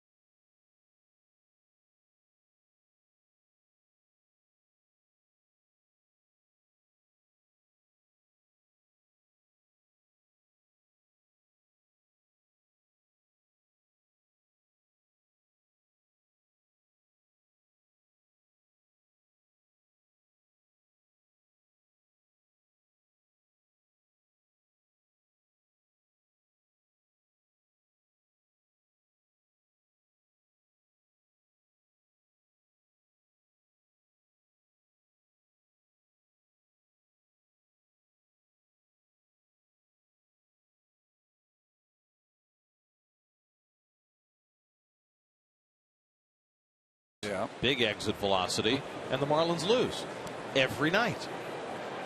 They're 13 games under 500 right now. They were showing a graphic somewhere today on television that of all the exit velocity, Stanton owns most of them. He can exit. Well, I guess like the 115 to 119 is the area, right, where he lives. Yeah, nobody else lives there. Juan Lagares leading off the 8th against Jimmy Nelson, who's gone all the way, and it's nubbed foul. Nelson's gone 8 innings twice this year, and against 2 pretty good lineups against Cincinnati and against Detroit. Yeah, he got a no decision against Cincinnati, but he beat Detroit, which is pretty impressive. Johnny Manel, who has one of the Mets' 2 hits tonight, is on deck, and then Eric Campbell, pitcher due up 4th in the inning. And so the Mets have the bullpen cranking, as do the Brewers behind Nelson. And Lagares with a late swing foul.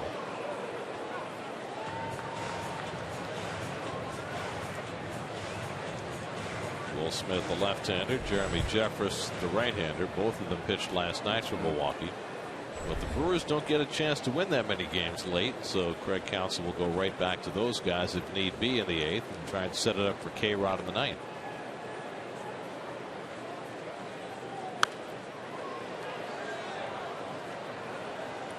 Well, we started the broadcast tonight talking about the Mets holding a team meeting before the game. Terry Collins was going to speak, and so were some of his veteran players. We don't know any of the details of that meeting, or even if it actually happened, although we believe that it did right before the game. So if you have the team meeting and then you go out and you get 2 hit by a journeyman pitcher, what do you do next? Punt, right? I don't know what you do next. I think that you know, when you look at the lineup that the Mets put out there tonight, and when he showed you the graphic about the Las Vegas 51s, you just see that, you know, the people in the lineup, Gary, it's just not the kind of lineups you see around other major league clubs that are you know, playoff kind of teams. So ultimately, it's not that players are vastly underperforming. It's that the caliber of player in the everyday lineup, with all of the deletions they've had, is just not all that good. Or they're learning how to play at the big league level. Lagares hits one out to right, chasing Braun back to the warning track, and he's got it. 1 out. Well, the final game of this series tomorrow afternoon. Jacob deGrom on the mound for the Mets. Our coverage begins at 1:30 tomorrow afternoon. Game time just after 2 right here on SNY. Here's Johnny Manel, got the start behind the plate tonight. Kevin Plawecki will be behind the plate for deGrom tomorrow. Manel making just his 3rd big league start. And he got a base hit his first time up tonight, a single to left. Johnny had the severe misfortune of coming up through the Giants system as a catcher at the same time with Mr. Posey. Oh, that's no good. So you might say he was blocked. So he's 29 and hoping for a rebirth in the Mets organization. He grew up in the Bronx. My brother Eddie always uses that excuse when he came up in the Yankees organization behind Don Mattingly. So, you know, no, my brother Eddie hurt his knee early in his career, and they didn't have the ability to fix it like they do now. How far did he get? It just, I think he was in Kentucky, somewhere in Kentucky. Paducah, Paintsville? Paintsville. Yeah. It's the Appalachian League. Yes.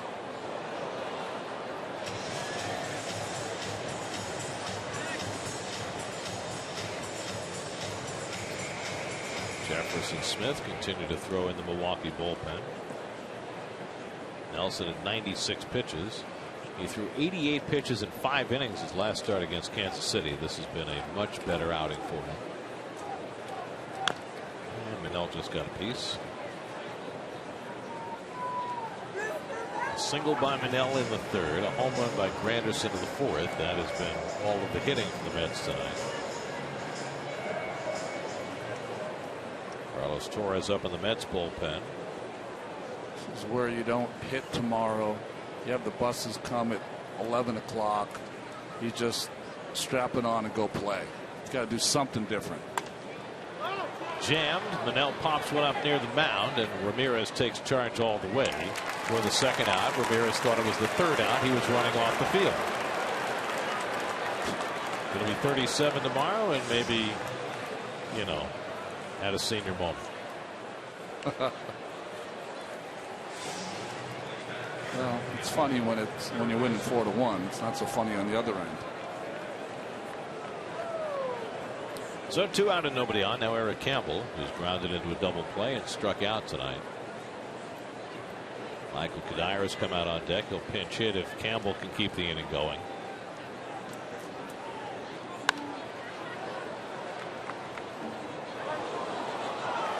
Well, the Mets were feeling awfully good after winning the 2 games from Toronto at Citi Field before they headed north of the border, and everything's gone south since.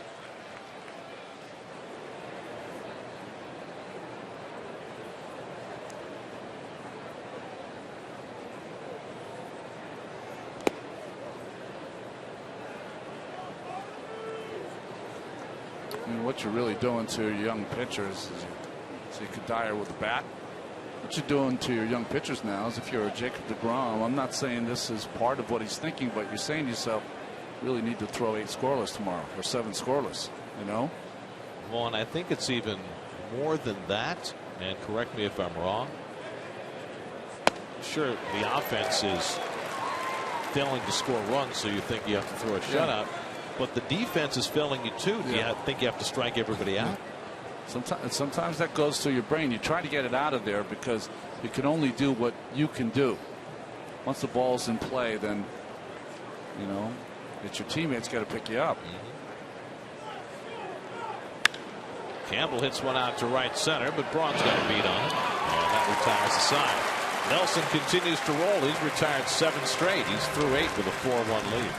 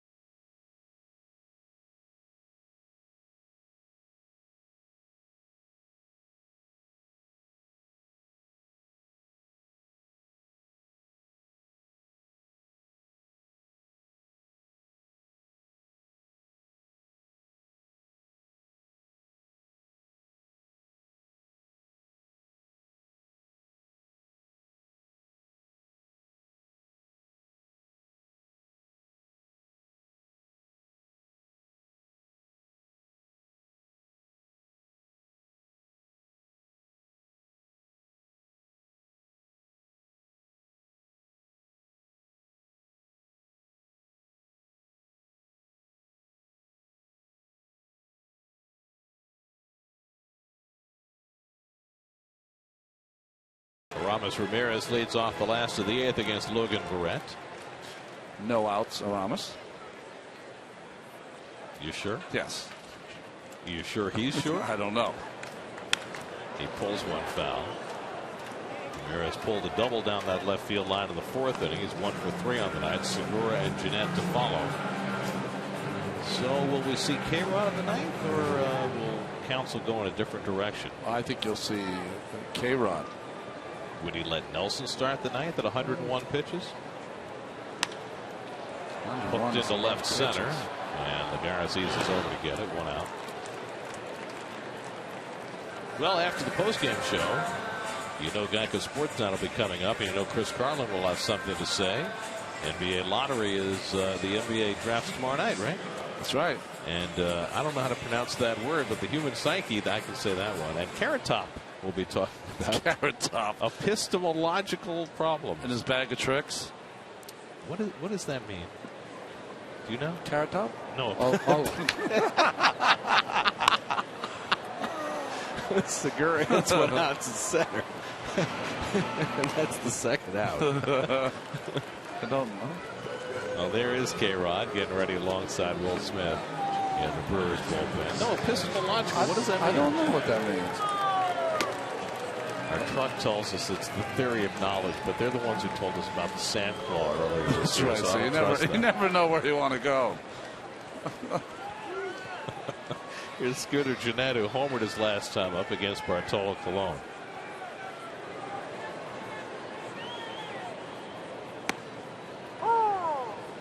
In the ninth inning, the Mets are due to set up the pitcher's spot, then Granderson and Tejada, and if anybody gets on, Lucas Duda. So we will hope to get a couple of men on for Duda with a chance to get them back in with one big swing.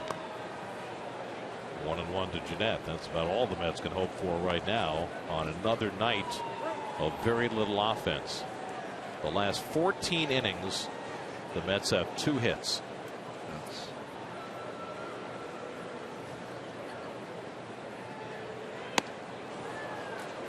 If the Mets lose this game, they fall below 500 for the first time since they were 2-3 to start the year.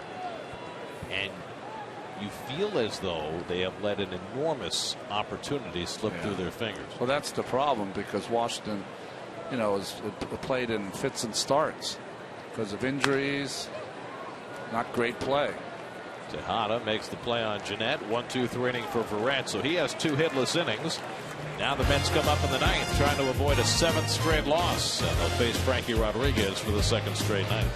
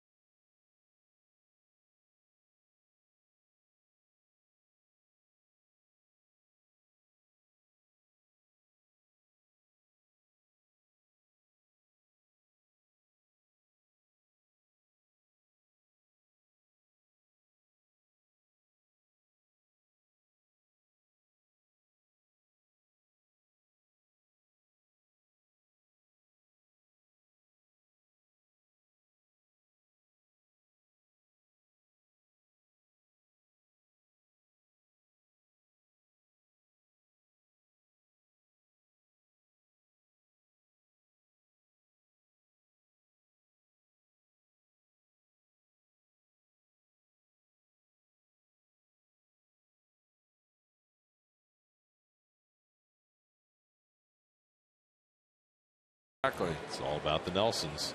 Double switch for the Brewers. Hernan Perez will play third base and bat ninth, and Frankie Rodriguez will bid for his 15th save. Yeah, perfect so far this season. Save opportunities. Michael Kadire will pinch hit leading off in the ninth inning. And Kadire bounces the first pitch foul, 0-1. Michael taking the night off tonight after going 0 for 4 last night and committing a key error that brought in the go-ahead run. Curtis Granderson on deck, then Ruben Tejada. If anybody gets on, Lucas Duda in the ninth. Mets haven't had a hit since Granderson's home run in the 4th. K-Rod worked a 1-2-3 inning for the save last night, and he misses away with a fastball 1-1. Superstitious lot. Gary did something I've never done on a broadcast. Just turn my computer off. Got to try something different. Superstitious.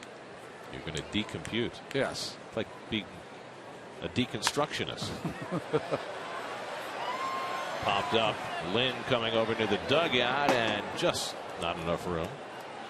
1-2. Did you see the catch by Josh Donaldson today? I did. Diving 3 rows deep into the stands. I mean, unbelievable. And that was with a perfect game on the line. That's right. That's right. Marco Estrada was working on a perfect game at the time. Oh, here it is. Oh, beautiful, guys. I mean, that's just fantastic. And that was pretty good. The fans there helped out a little bit, although that one big guy ended up sitting on that woman's lap. Pulled down to third. Hernan Perez just into the game. Throws out Gadire, 1 away.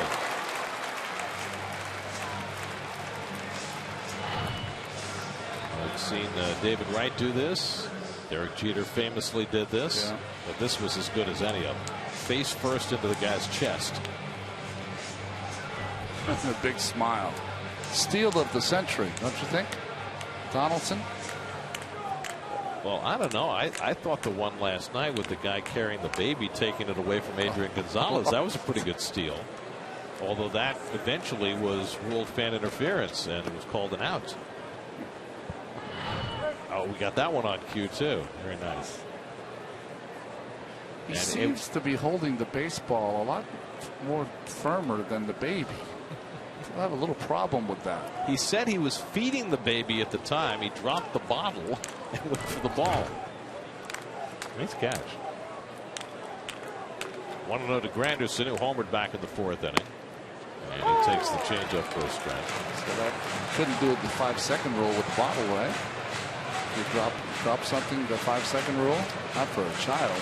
Could move on to the next bottle. Yeah. Just make sure you warm it properly.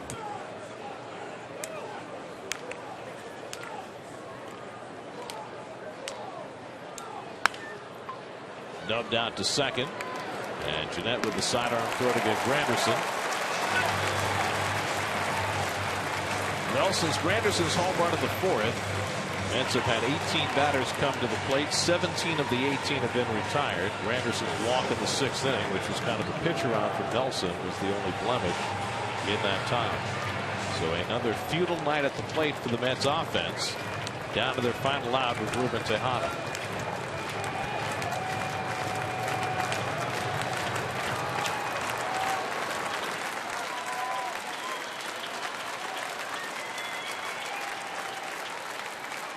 Ruben is 0 for 3 tonight. And takes a fastball for a strike.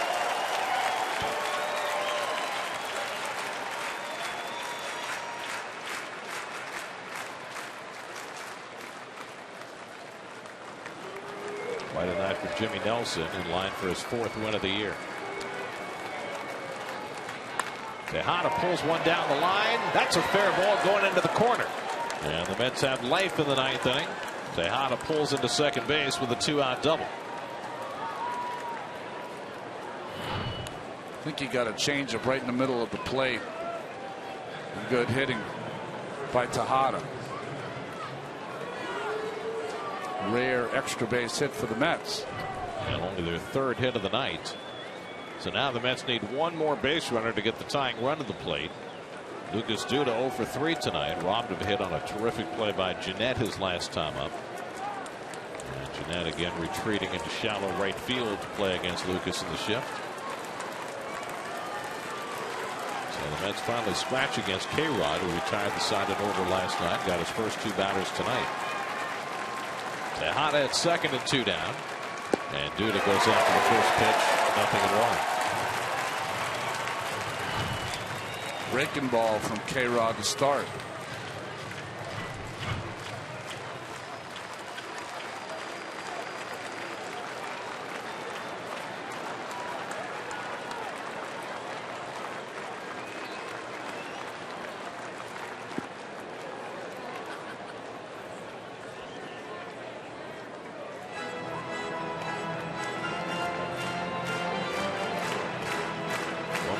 Suarez would be next if Duda can keep this game alive. The Nats have just won their game. Got a run at the bottom of the 11th to beat the Braves 2-1. So if the Mets lose, they'll fall 3.5 behind the Nationals.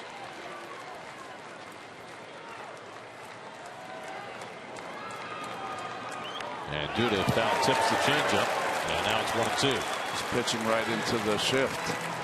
Throw it slow, slow, and slower. The only way to hit the changeup down is on the ground and pull it. So the Mets are down to their final strike.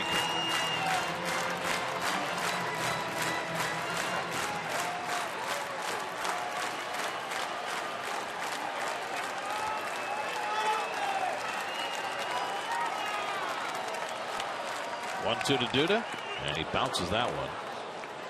2-2.